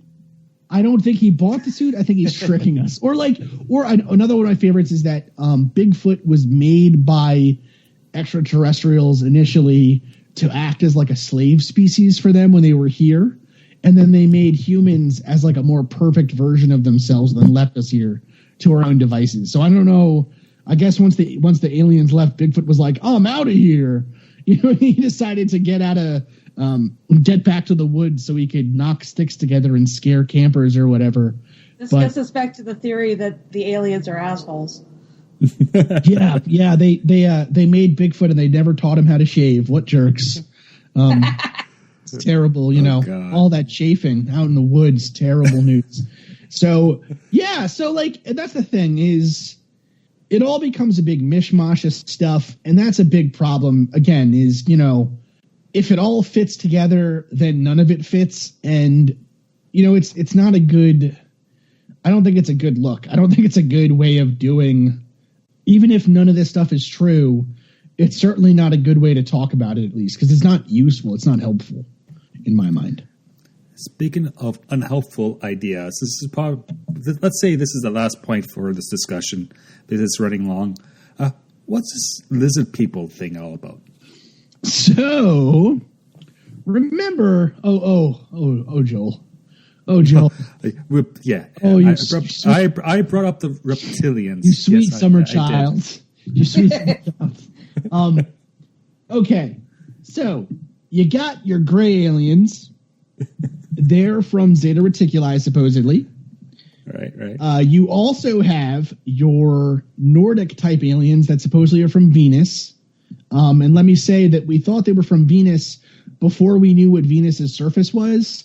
Now that we know, I don't think they're from Venus. But anyways, I did a girl from Venus once. Yeah, it didn't work out. So they're the ones that are supposed to be like the supermodel aliens that come down and tell humans how handsome they are, and stuff. And then there's the Pleiadians who are like Greys, I guess. There's they're more like a human-y form as well. You have your white Greys and your dark Greys, your brown Greys. They're like the tall white Greys are the ones that are the leaders. It's very Invader Zim-like. And your short Greys are the ones that are like the robots that are doing the testing and stuff. And then you have the reptilians, who are either from another star system near here or are actually the original inhabitants of the Earth who created us as like a slave species or something. So the reptilian thing gets into the whole flat Earth theory, or rather the hollow Earth theory, not the flat Earth theory per se. It gets into, again, all this stuff about the government alien cover-up or whatever. They say that the reptilians are the ones really pulling the strings. And so the idea of a reptilian race of aliens initially came about because of David Icke, who was once a football player. And I mean that soccer. Sorry, yeah. I mean that is English, right. Yeah. English football, I guess. You sure? Let's go with Okay, that. Yeah. that's good. So, anyways, so he claimed that the reptilians were actually in control of the world government, that they were a shape-shifting race of aliens that could that were taking basically like creating a new world order or a new world government to take over, and so the reptilians have become kind of again a catch-all thing. So if you go on YouTube and you Google search reptilian evidence, you'll find videos of supposed videos of like Hillary Clinton or Barack Obama or, any really politician blinking their second eyelid that they say is how the reptilians breathe. They have to breathe by the second eyelid closing or something, I guess, like a gill. It's all very silly and stupid, and I wish that David Icke had never made it up. But he has, and so we always talk about it. It's kind of a fun one because fun is a relative term, I suppose. There are really people out there who believe all of this stuff, and I think it is the responsibility of people that do podcasts like my own, where we talk about these things, and also the responsibility of organizations that are taking these people's money to be honest with them about the evidence and about why they are believing these things, right? So one of the goals of my show is to try to fight almost, I hesitate to say like the Amazing Randy, because that gets, the minute you mention a skeptic like Randy to the paranormal community, their hair goes up, their claws come out, and they start screeching at you. They hate that guy, and they hate people that are purposely trying to discredit them. And I don't want to be that guy. I don't want to be a discrediting force. But I do think it's important that the people that are going to these UFO conventions or these meetings or these people that are, you can look on Facebook groups for paranormal things, and there will be someone inevitably at least once a week saying, my son or daughter, I think, is being possessed by a ghost or a demon. They're acting differently than they once were. They're sullen. They won't talk to me. They recoil from touch, and they're acting very moody and cutting themselves or something. And it's normally called puberty, isn't it? Well, I was going to say the first thing you should say to that person is you should ask your teenager what's going on, right? Are they depressed? Has something more nefarious occurred? Have they been molested? Have they been in a fight at school? Are they being bullied? Like, there are all kinds of sensible options for why that might be occurring, but almost inevitably on those pages, the first thing people will say is, well, you should buy them a crystal, or, oh, you should contact my friend, Dwayne. He's a ghost hunter and he can exorcise the demon for $500. That is unethical and it's gross and it shouldn't be happening.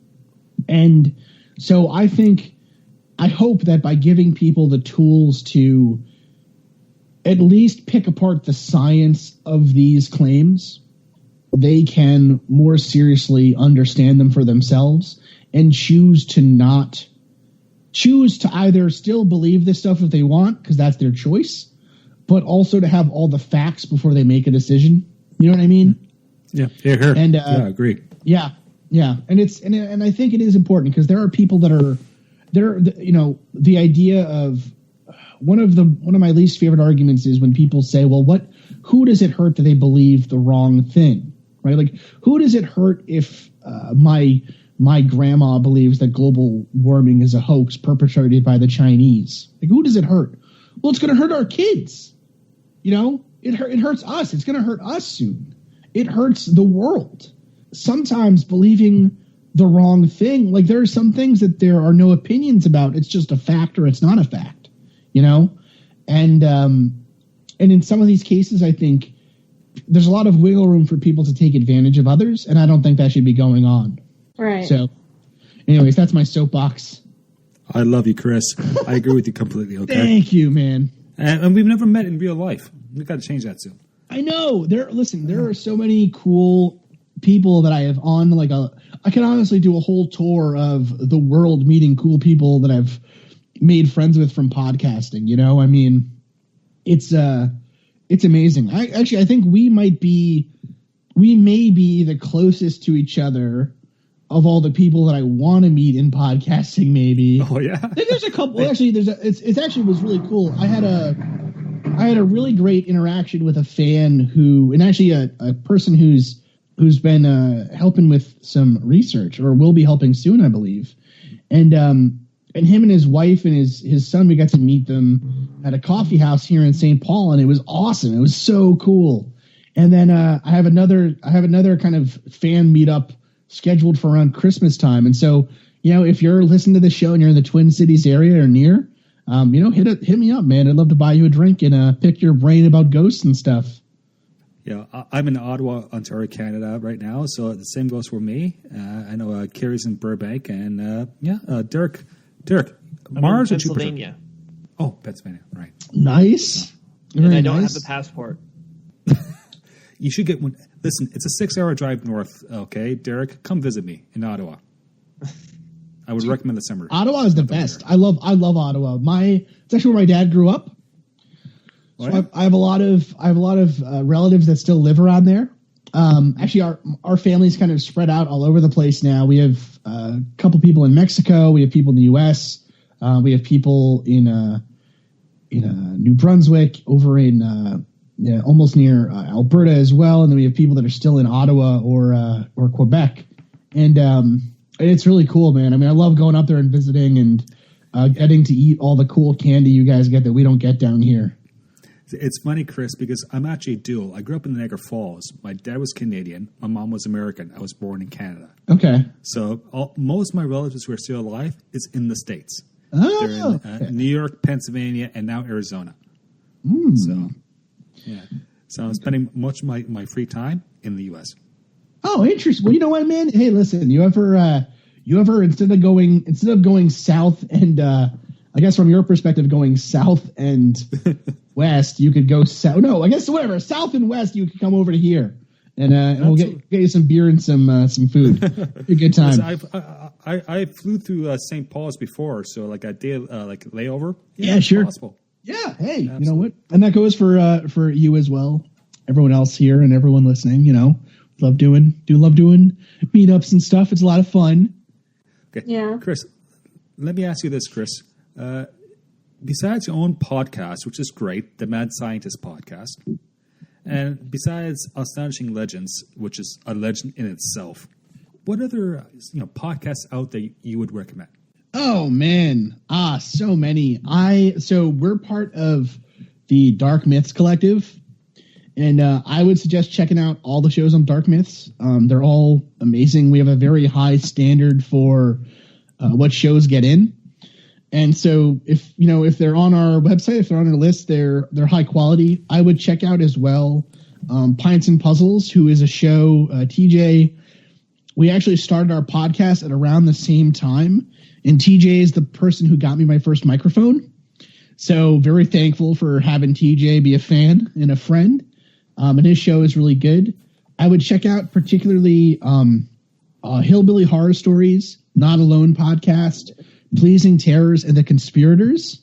They're kind of good, like horror-y kind of stuff.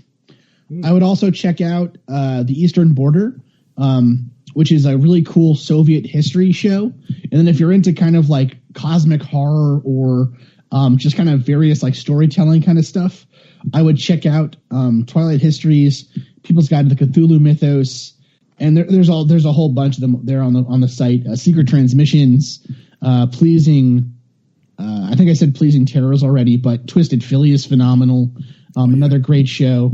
I would also actually say I have recently fallen in love with the Oh No Literature Class podcast. Really? It's hilarious. I that one. So good. I would totally say check it out. And then I'm actually helping to found another podcast group called Scientia Podcasts, which will be on shows that focus on kind of teaching people science and anthropology and linguistics and math through podcasting. So it's really cool. And so some of the awesome shows on there are Let's Talk, the Folklore Project, the Breaking Math podcast, which is phenomenal. Breaking Math is like, those guys are so smart. It makes me upset that I don't have time to go back and study math more. But go check those out too. So Dark Myths and Scientia podcast, check them out. Amazing. I can say in terms of science shows, I personally like, in terms of podcasting world, I'm a member of the Planetary Society, so I like Planetary Radio. Sure. I like Big Picture Science, which is the SETI Institute. And, of course, I like Star Talk. Oh, yeah. Well, so for science podcasts, I actually really recently started listening to so it's funny with science podcasts because I have very specific tastes, I would say. Oh, yeah. And so I actually really like listening to, like, I feel like I get enough science in my daily life that when I get home or I'm on the car or whatever, or playing video games or whatever, when I listen to podcasts, I like listening to stuff that doesn't have to do with my daily life so much. I really like Ology's podcast. I really like Science Sort Of is a really good show. And I also really like, there's another show that's very, very similar to mine, I would say, from the Skeptic Society called Monster Talk. And that show is great. And it talks about kind of skepticism and, cryptids and weird stuff and whatever. It's really good. It's a great show. And the host of that is super friendly as well. So I would definitely go check that out. Can I ask Kriska a couple of questions before we go? No. Yeah, of course you can. So based on my own half-assed UFO research done a couple hours before we started, it looked like there were hardly any UFO sightings at all until World War II, when Allied and Axis pilots both reported the Foo Fighters, these strange lights that would follow them around. So what are your thoughts on that, about that kind of being the first major rash of UFO sightings? So first off, I actually want to say this too. I am by no means even the most knowledgeable person in my own podcast research team about UFOs. That honor definitely goes to Rob Christofferson, who is our UFO kind of dude. He's actually about to start a new podcast called actually, let me go find it again.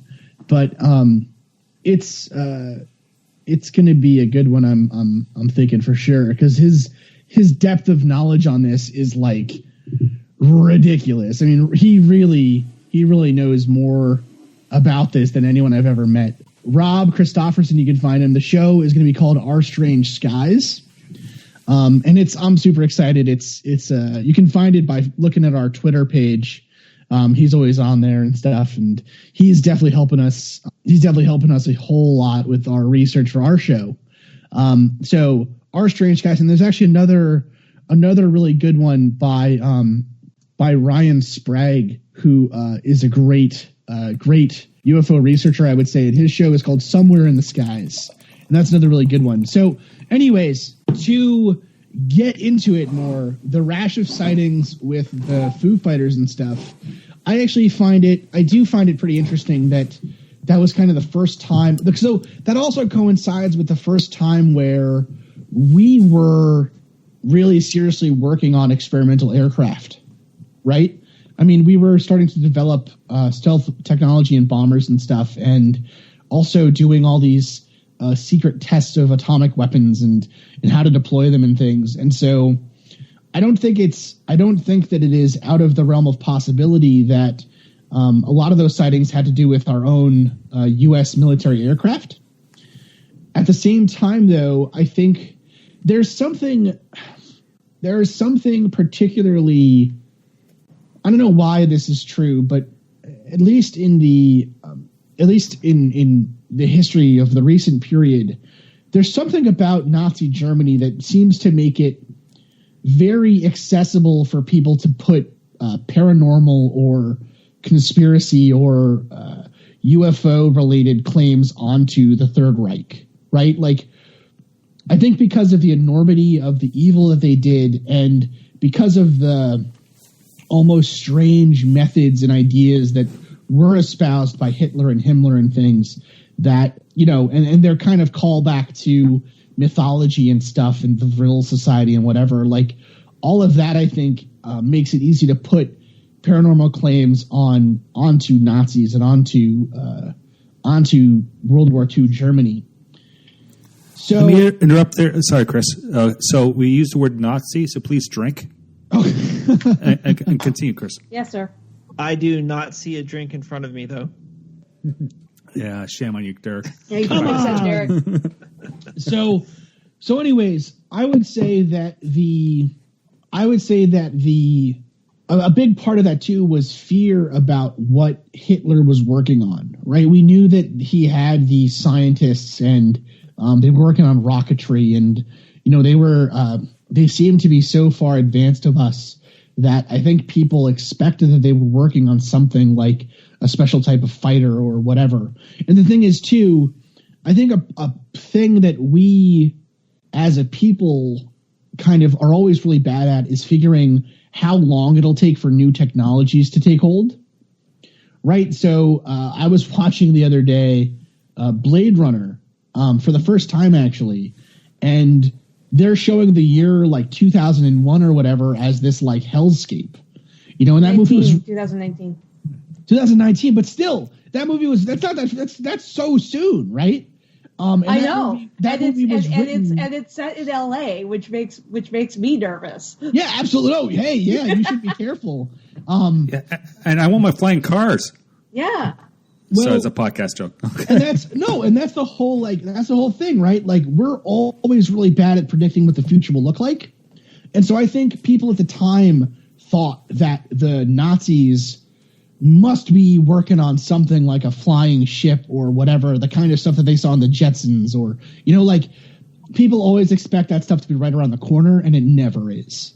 Now, that's actually a very interesting point too, because when Betty and Barney Hill were abducted during the hypnosis and stuff, Barney says that they reminded him of Nazis, that they reminded him of, you know, kind of like the precision in the dress of Nazis. He claimed that the aliens were in a uniform or in like a tracksuit almost, with boots and stuff, and very Nazi-ish regalia, I suppose. So no, I think there's a definite link between those two ideas. And I also think that there is something to be said about a whole generation of people coming home from war with, if our modern day war and our modern day veterans are any indication, probably people coming home with undiagnosed varying levels of PTSD or depression, or, you know, just being scarred from being put in a stressful situation for such a long period of time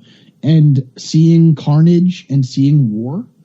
I think there's also something to be said about a generation of people who may not be capable of responding in a completely, I don't want to say rational way, but, you know, being affected by stresses differently than we would expect a person today to be affected by stresses. Do you know what I mean?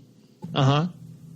Actually, in fact, they made that point in last season of Stranger Things. Actually, if you remember the episodes and the dialogue. Oh yeah, they totally did. Yeah, absolutely. Yeah. Yeah, Chris, did you see Stranger Things? Yeah, of course. I haven't seen Stranger Things 2 yet because I haven't had the time to like sit down and watch it. But yeah, I love Stranger Things. Our last episode was on Stranger Things, especially season 2. You got to see it when you get some time. Yeah. I'm actually going to be talking about the Montauk Project pretty soon with another collaborator. So nice. Should be good. Yeah, it's super interesting. Oh man. So I was away from the mic when you mentioned some of the UFO type podcasts. I know you said somewhere in the skies. Did you mention any of the other UFO podcasts out there? Yeah, so I said so Somewhere in the Skies is a good one. Our Strange Skies, which is coming out from Rob Christofferson, who is a huge UFO guy. He works with us. He works with Not Alone. He's actually a member of the Lowdown files that we do every once in a while. So frequent guest host and contributor to the Mad Scientist podcast. And there's a couple other ones that I do enjoy. I liked for a little while the Paracast, but it kind of got to be really like, it came to the point where, although I really love the hosts, and I actually do still listen occasionally, sometimes the guests can be kind of frustrating for me. So I don't necessarily like to listen all the time, but I do listen pretty regularly. That's my experience with many of these shows. Yeah, and then there's a couple other good ones too. I mean, obviously, Astonishing Legends is my kind of probably my favorite podcast ever. Not just because I help them out with their science stuff, but because it is a phenomenal show. And yeah, so those are kind of my 4 go-tos, I would say. Oh, and of course, I mean, there's always kind of the big hitters on that stuff. Jim Harold and Last Podcast on the Left and stuff for your kind of spooky, different takes on spooky topics, I suppose. Interesting. I know for my little dabble in the UFO world, and I'm just a listener, and I'm a skeptic. Sure. Actually, I don't mind Open Minds UFO Radio and Podcast UFO Radio. They're pretty okay. Okay. Oh yeah. So Open Minds, I actually really like their YouTube stuff. I love watching that stuff for sure. Yeah. I'm not a YouTube guy because I don't have much time. So, but yeah. Oh sure. Yeah. No, I actually love having that on. Kind of. So it's funny. I kind of bounce in between watching speed runnings of video games and Open Minds TV, and then Vine compilations. That's pretty much all I do with my time. I would say. In terms of fun, humorous podcasts, I really like Pete's Paranormal Chronicles. Oh, I love that show. I love that show. He's love so the funny. host. He's fucking from Halifax. It's just so great. I find that the first season can be it's okay, but he really destroyed the second season. Like the last, a couple dozen shows are just amazing. Dude, it's super good. I mean, when I got to do, so it's actually funny. He reached out to me to say, hey, do you want to do a voice for one of the shows? And I'd never done any kind of actual voice issue. Oh, I remember that. Yeah, listen to that episode. Yeah. Oh, it was so much fun. And dude, it was so cool. I mean, I love that show. I absolutely love that show. And that's a genre of show, like the kind of scripted, storytelling show that I haven't, all the ones that I found that I like are on Dark Myths. So, I'm pretty happy working with them for sure. Yeah, that's a great show there. Sure. Derek, did you have more questions, like UFO questions though? I have one final, most important question. So when I was a kid growing up in the 80s and the 90s, I kind of felt like UFO sightings and stories were everywhere, and then it just kind of went away as I got older. And my big question is, so nowadays everybody has a cell phone with a camera. So why don't we see, exponentially more footage of UFOs? If back in the 80s and the 90s people with crappy camcorders were able to record so many sightings, shouldn't that have exploded outward now? What's going on here? What changed? So I actually really like a argument about this from Philip J. Klass, who says, I think it's Philip J. Klass. He's kind of a villain in the UFO field, because he harassed some of the people involved with the Travis Walton case. So he's kind of I think with a lot of people that investigate UFOs and the skeptics around it and whatever, I think he's a very interesting character. And so, of course, not everything he says or did I think is good, but I like this particular idea from him. And basically what he argues is that even if we think Like, imagine that you think let's say you think UFOs are real, right? What percentage of sightings then do you think are genuine?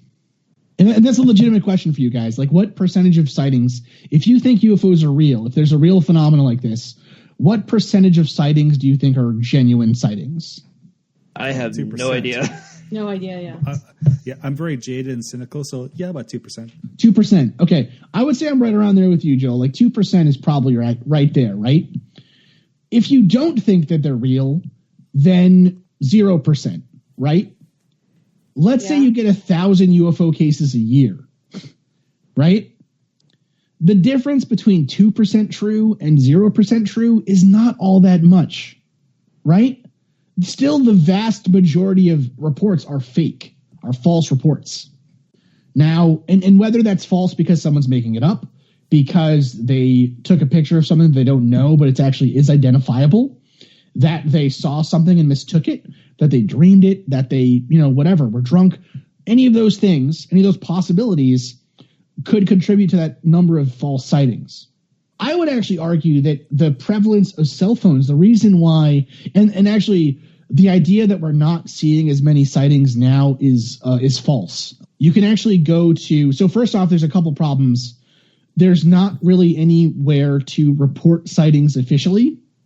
You can call a reporter, you can call a military base or something, but there is no longer, like when Betty and Barney Hill had their sighting and potential abduction, they actually reported it to Pease Air Force Base and Project Blue Book that the Air Force was running at the time. There is no... Sorry, you said Blue Book, so drink. Okay. There is no particular place for someone to make a UFO sighting report and have it given the same level of scrutiny that a military investigation would have, right? But there are places where you can report your sightings. You can go to, you can actually report it right to MUFON, and they have a really, really cool interactive map of sightings that actually, I suggest, Derek, you go check it out. Everyone check it out. It's really cool. And you'll see that there's sightings, I would say at least once a month. There's loads of sightings that happen. Okay, and very quick, Chris. What's MUFON? The Mutual UFO Network. Okay, so they've been around for a couple of decades. Yeah, they've been around for quite some time. We've actually been kind of in contact with them about increasing scientific validity and talking about science, which has been really cool. It's one of the cool perks that this show has let me do, I would say, which is really interesting. And so I've gotten to meet a lot of people who I think are earnest and good and really do think something either happened to them or a loved one and they don't know what happened. But I've also had the chance to hear from some people that I think are probably not accurate about what they say they experienced. Do you know what I mean? Yeah. It's very hard to do that though as well without seeming like a total piece of crap, right? Like if someone tells you that they saw, like my dad had had always said that he had a near-death experience when he was in surgery, and he claimed, he did officially die on the table for a couple of like a minute or two or something, and he claimed that during that time he saw like a white light and whatever, went to heaven or something like that. And as a skeptic, and as someone who knows that as your brain is depleted of oxygen, you start to hallucinate like crazy, I was never one to take that story seriously. But how do you tell that to someone who says they've experienced it? Do you know what I mean? Well, that's fair. Yeah, it's fair. You have to show compassion. You have to show... It's the trade-off between truth, the consequences, and compassion. Exactly. I mean, again, I think an important point of all of this is that people do think something happened to them, and I think we owe them all of the possibilities, and we owe them. They deserve to be heard, and if those of them that are telling a falsehood or making up something for money or something need to be shown out and proven. You know what I mean? And that has to be put out as well, because it is hurting those that have had genuine experiences. And I do think that there are people who have had genuine experiences out there. And again, whether or not it's a real UFO or not, or an alien abduction or whatever, they had something scary happen to them. Scary enough that they go to these meetings every month. So anyways, you can report these sightings out there. You can kind of show them to other people as well. You always have reports on Open Minds TV, right? That YouTube channel or even that podcast. And the thing is too that there is no equivalent to let's say like a MUFON or any group that's trying to collect this data out there in the rest of the world. So one thing that's been really interesting in recent years is reports coming out of Brazil and Argentina and countries in South America where people are actually being supposedly murdered by like they've been killed or something by UFOs, people claim, from like, getting too close to an exhaust port or firing on a craft they see and being zapped with an electrical beam or whatever. Like, these cases seem fantastical, but they are being reported by some people. And so, again, is there a death certificate? Did someone actually die? Is there a grieving widow or a family? Is there all of these are things that could be investigated if people had the time and money and there was some like official capacity to try to push it forward. But it's so sorry. I'm kind of winding over here. You can tell I've drank 2 beers already. Yeah, you should have a third. I don't know about that. My wife is studying for a veterinary exam. That's good. I'm on my 4th right now, so that's good. Oh my goodness. Yeah, I guess my basic disappointment is that as a kid, I thought, wow, once everybody gets, a cell phone camera, then we're going to have this overwhelming amount of evidence one way or the other. And so, yeah. So, but I would sorry. Can I take this one, Chris? Yeah, go ahead. Okay, so Derek, the counter argument to this is that the UFOs, the aliens, the other presence has a thing with technology. It makes the technology fail when it tries to record evidence. You see this in the Bigelow thing in the what's the ranch, Nevada? Chris, Skinwalker Ranch. Skinwalker, thank you, Skinwalker. You see all this stuff, right? So our technology in trying to gain the evidence, it fails. Yeah, so but I would make the same argument for like ghosts or Bigfoot. It's like why haven't we proven Bigfoot? If he existed, why haven't we proven him now that everybody has a camera? So what I would say is that if anything, again, it goes to that thing of the law of big numbers, right?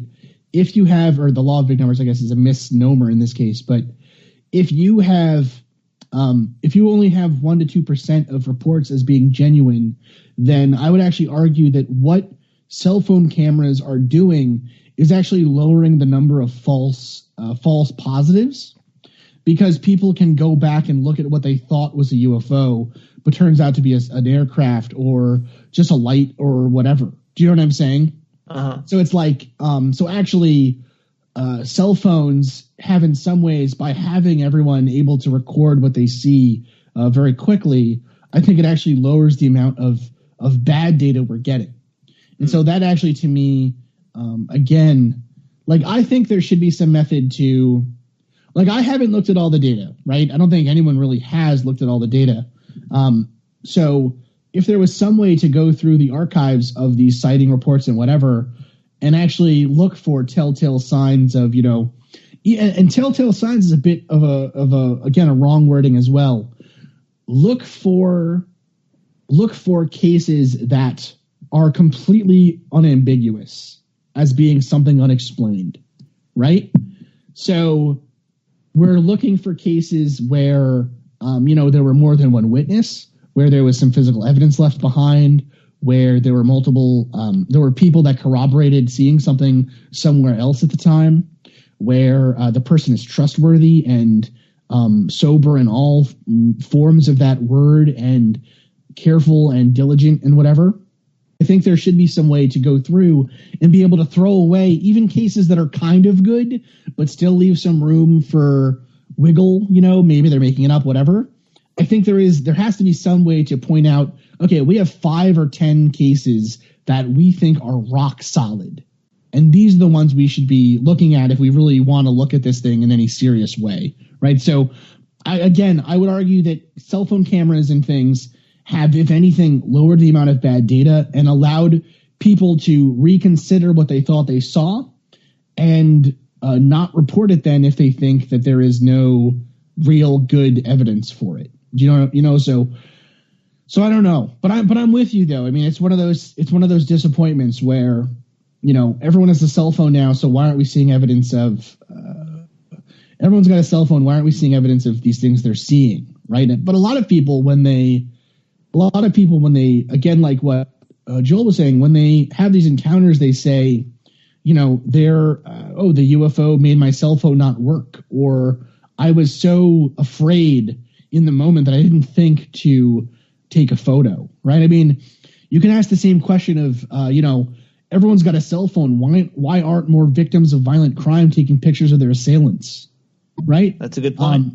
Good point. So it's really, I think there's something to be said for it for sure.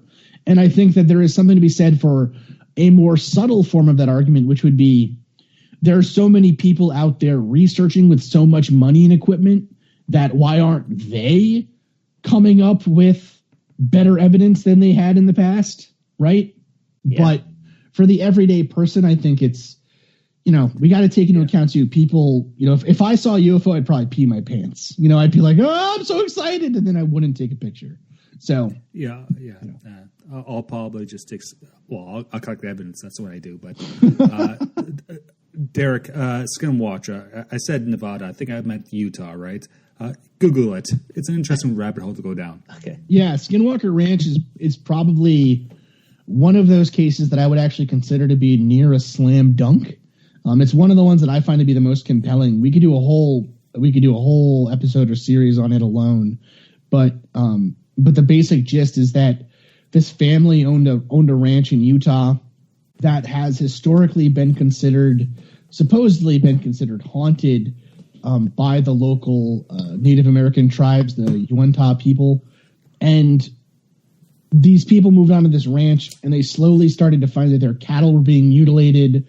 They were seeing strange ships traveling around their land at night, these kind of almost glass orbs filled with a glowing plasma. And eventually it caused them so much anguish and fear that the family moved off the ranch and sold it to a group of theoretical physicists and biologists and veterinarians and stuff that were working for Robert Bigelow of Bigelow Aerospace, who did serious research or investigation, attempted to do serious investigation on the ranch for extraterrestrial life or whatever the hell this stuff was. And Chris, by the way, I actually, on my Las Vegas Alien 51 tour, Area 51 tour, we stopped by Bigelow's plant. Really? Las Vegas. Yeah. So actually, so cool. We're outside fence line and we see like the Enterprise Way or the street signs and all that, or the alien symbol on the building. Sure. Yeah, he's a fascinating person. I mean, listen, if Robert Bigelow is listening and you need a chemical engineer, you hit me up, man. I made that joke a year ago when I posted an article on someone's a book for the Rem Chatter Network. I actually reviewed. Yeah, I made that joke. Yeah. So, I mean, it's really, you need investigators. Yeah, he's one of the more, again, I think one of the more serious people, and it's really fascinating. And so anyway, so it ends up where these things seem to be actively tricking and stopping these people from taking video and pictures and stuff of them. And so they end up getting no evidence, despite this crack team of researchers claiming that all kinds of weird stuff happened to them. And so it's fascinating. It's a really cool one, and it's definitely closer to that. It's closer to that Lovecraftian horror I was talking about earlier. It's definitely closer to that. Like, what is happening? Like, why is this going on? It's the trickster element. It's all about the trickster element. Absolutely. Yeah. Absolutely. Yeah. Amazing. Cool. Well, guys, this has been a lot of fun. What a night. Yeah. Unbelievable. Man, hey, by the way, the other day when I was driving home, I actually saw some weird lights in the sky, and I'm sure they were just stars, but I never noticed them before. I mean, like, I drive home from work the same way, and there were 3 really bright stars or lights in the sky, and they were in a straight line going up. And it wasn't a tower or anything, because there is no tower there, and it was way high up. But there were 3 bright lights in a straight line, and I was just kind of staring at it the whole time I was driving, because I was like, "What the hell is that?" Interesting. You're supposed to keep your eyes on the road, Derek. Yeah, know, right? Derek. Yeah. So what's And I did not get my phone camera out. Yeah, I'm saying it's probably satellites. Okay, satellites. It's funny because I was driving home one night and I saw this green flash, and I was like, "What the hell was that?" And it took me a while. It was like after a while driving past the same on off ramp, I realized it was the camera light or the signal at the bottom of the ramp. And I went, "Oh, yeah." So I actually have. We've been talking about Betty and Barney Hill a lot this episode.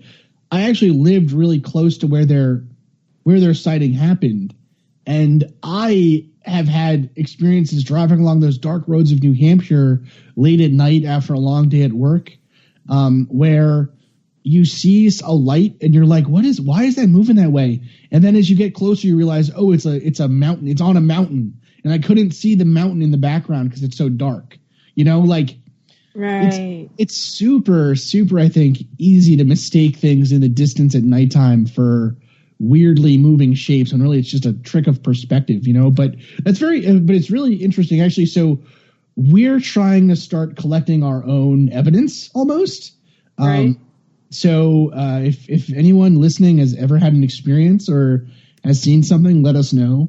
But look, I mean, to go back to the point about how many sightings occur in a previous time period, we might have had out of 4 people in this talk right now, 3 of us report something, and only one of them even have maybe not have a sensible explanation, right?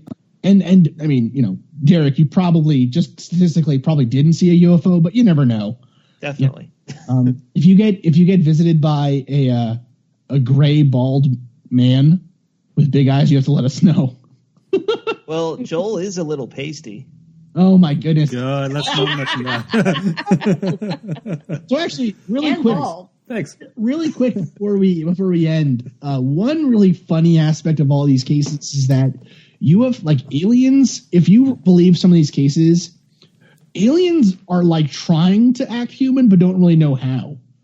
Right? It is very Invader Zim style where they're Invader Zim or Ford Prefect style where he named himself after what he thought was the dominant species on the planet, which was a Ford. I'd almost say it's more like Invader Zim, where they're just stupid and bad at what they're trying to do. They come, they walk into a restaurant to try to ask around the local populace about alien sightings or whatever, and they're like, "Well, what do you have?" And he's like, "Oh, thank you, this is fine," and he starts biting into the plate. It really is that kind of level of stupidity where, they're like, "Hello, fellow humans," and try to shake your elbow instead of your hand. It's weird stuff like that I think is, when you're looking at these cases, you have to have a little bit of comedy in there because some of it is really funny. And, it's, I don't know. I love that aspect of it, that the funny stories like that. But yeah, anyways, guys, thanks for having me on. Oh man. Oh, yeah, this is great. I'm just giggling right now. Listen, Dr. Cogswell, thank you very much for coming to our podcast and talking about science stuff. No problem. Thank you all for having me so much. And Chris, thank you so much, man. I really do appreciate that. Guys, and I think that we all do. So thank you. Anything we can do to help out, your guys, the show. I love the show, and we have to do this again sometime. So it was really fun. Oh yeah, definitely. That was fun. Cool. Yeah. All right, listen. Actually, before you go, where can people find you in terms of Twitter? Yeah, so I'm on Twitter at MadScience. Oh God, that's such a good question, Joel. What is my Twitter name? Wait, I can look it up. Give me a second. No, I'm getting it. I'm on here. Okay. So my Twitter name is at MadScientistPod, all one word. You can find me on Instagram. Same thing. I think I'm under Mad Scientist Podcast. Find me on Facebook. You can find me on darkmyths.org, on iTunes, Podbean, podcasts. Actually, I don't even, podcast, all kinds of podcast apps, Podchaser, everywhere. So, find me, reach out, send emails if you'd like at madscientistpodcast@gmail.com. Looking forward to it. So when are you getting your Netflix show? Listen, if Netflix wants to do like a Bill Nye the Science Guy style show with me looking for books, I would love it. Netflix, get at me. I'm actually, so it's funny. I'm really at the point now. Originally, this was a hobby, right? This was like something cool to do. Well, it's my passion project. I can't make any money off of this because of conflict of interest rules. So I'm just doing it for fun. Oh, okay. So it's funny. Like I would say it definitely started as a passion thing for me as well. And then it's now gotten to the point where I'm kind of like, if I had like a lot of time, I could probably come up with some really kick-ass stuff for people. We're thinking about starting to go to YouTube, and I've been toying with the idea for a book for a long time on this stuff and the history and philosophy of pseudoscience, and all this I think could be. I'm hopeful that this will eventually become more than a hobby, and if that happens, then amazing. It'll be great, and it'll be 100% thanks to people that listen to the show and other podcasts like you guys who, support us. So it's, we're hopeful. Oh man. I think we're all completely with you, man. We want your dream to come true. So. Well, thank you. Yeah, there you go, man. And before you go, our closing is literally going to be about 20 seconds.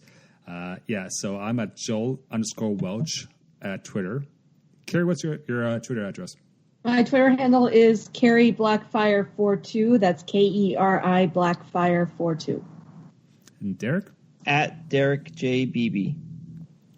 Okay, so Chris, I'll be sending you some stickers for the show because you're now a friend of the show. Oh! Yeah, so I got your return address on some stickers you sent me. So, I know where your poster box is. Okay. Also, if you leave us an iTunes review, as in the listeners, we'll send you more stickers. And you can also send us emails at management@scifipubcast.space. Not .com, .space, because we care about space. And lastly, we're part of the When Nerds Attack podcast network. And it has started a Patreon account. So if you support them with whatever money you can donate, you're supporting us. So think like you're tipping our staff, our staff, because people like Derek need some money. So it's an indirect way. Okay. Any last comments, guys? No. I want to believe. Oh, God. Yes, I want to believe. Yes. Good stuff. Okay, guys, it's closing time. Make it home safe. We'll see you next time. Cheers. Bye. Bye. Bye. Music provided courtesy of Logan Rathbone. Podcast logo by Jerome. Copyrighted Joe Welch. Listen responsibly, and we can't wait for your next visit to our fine establishment. Cheers.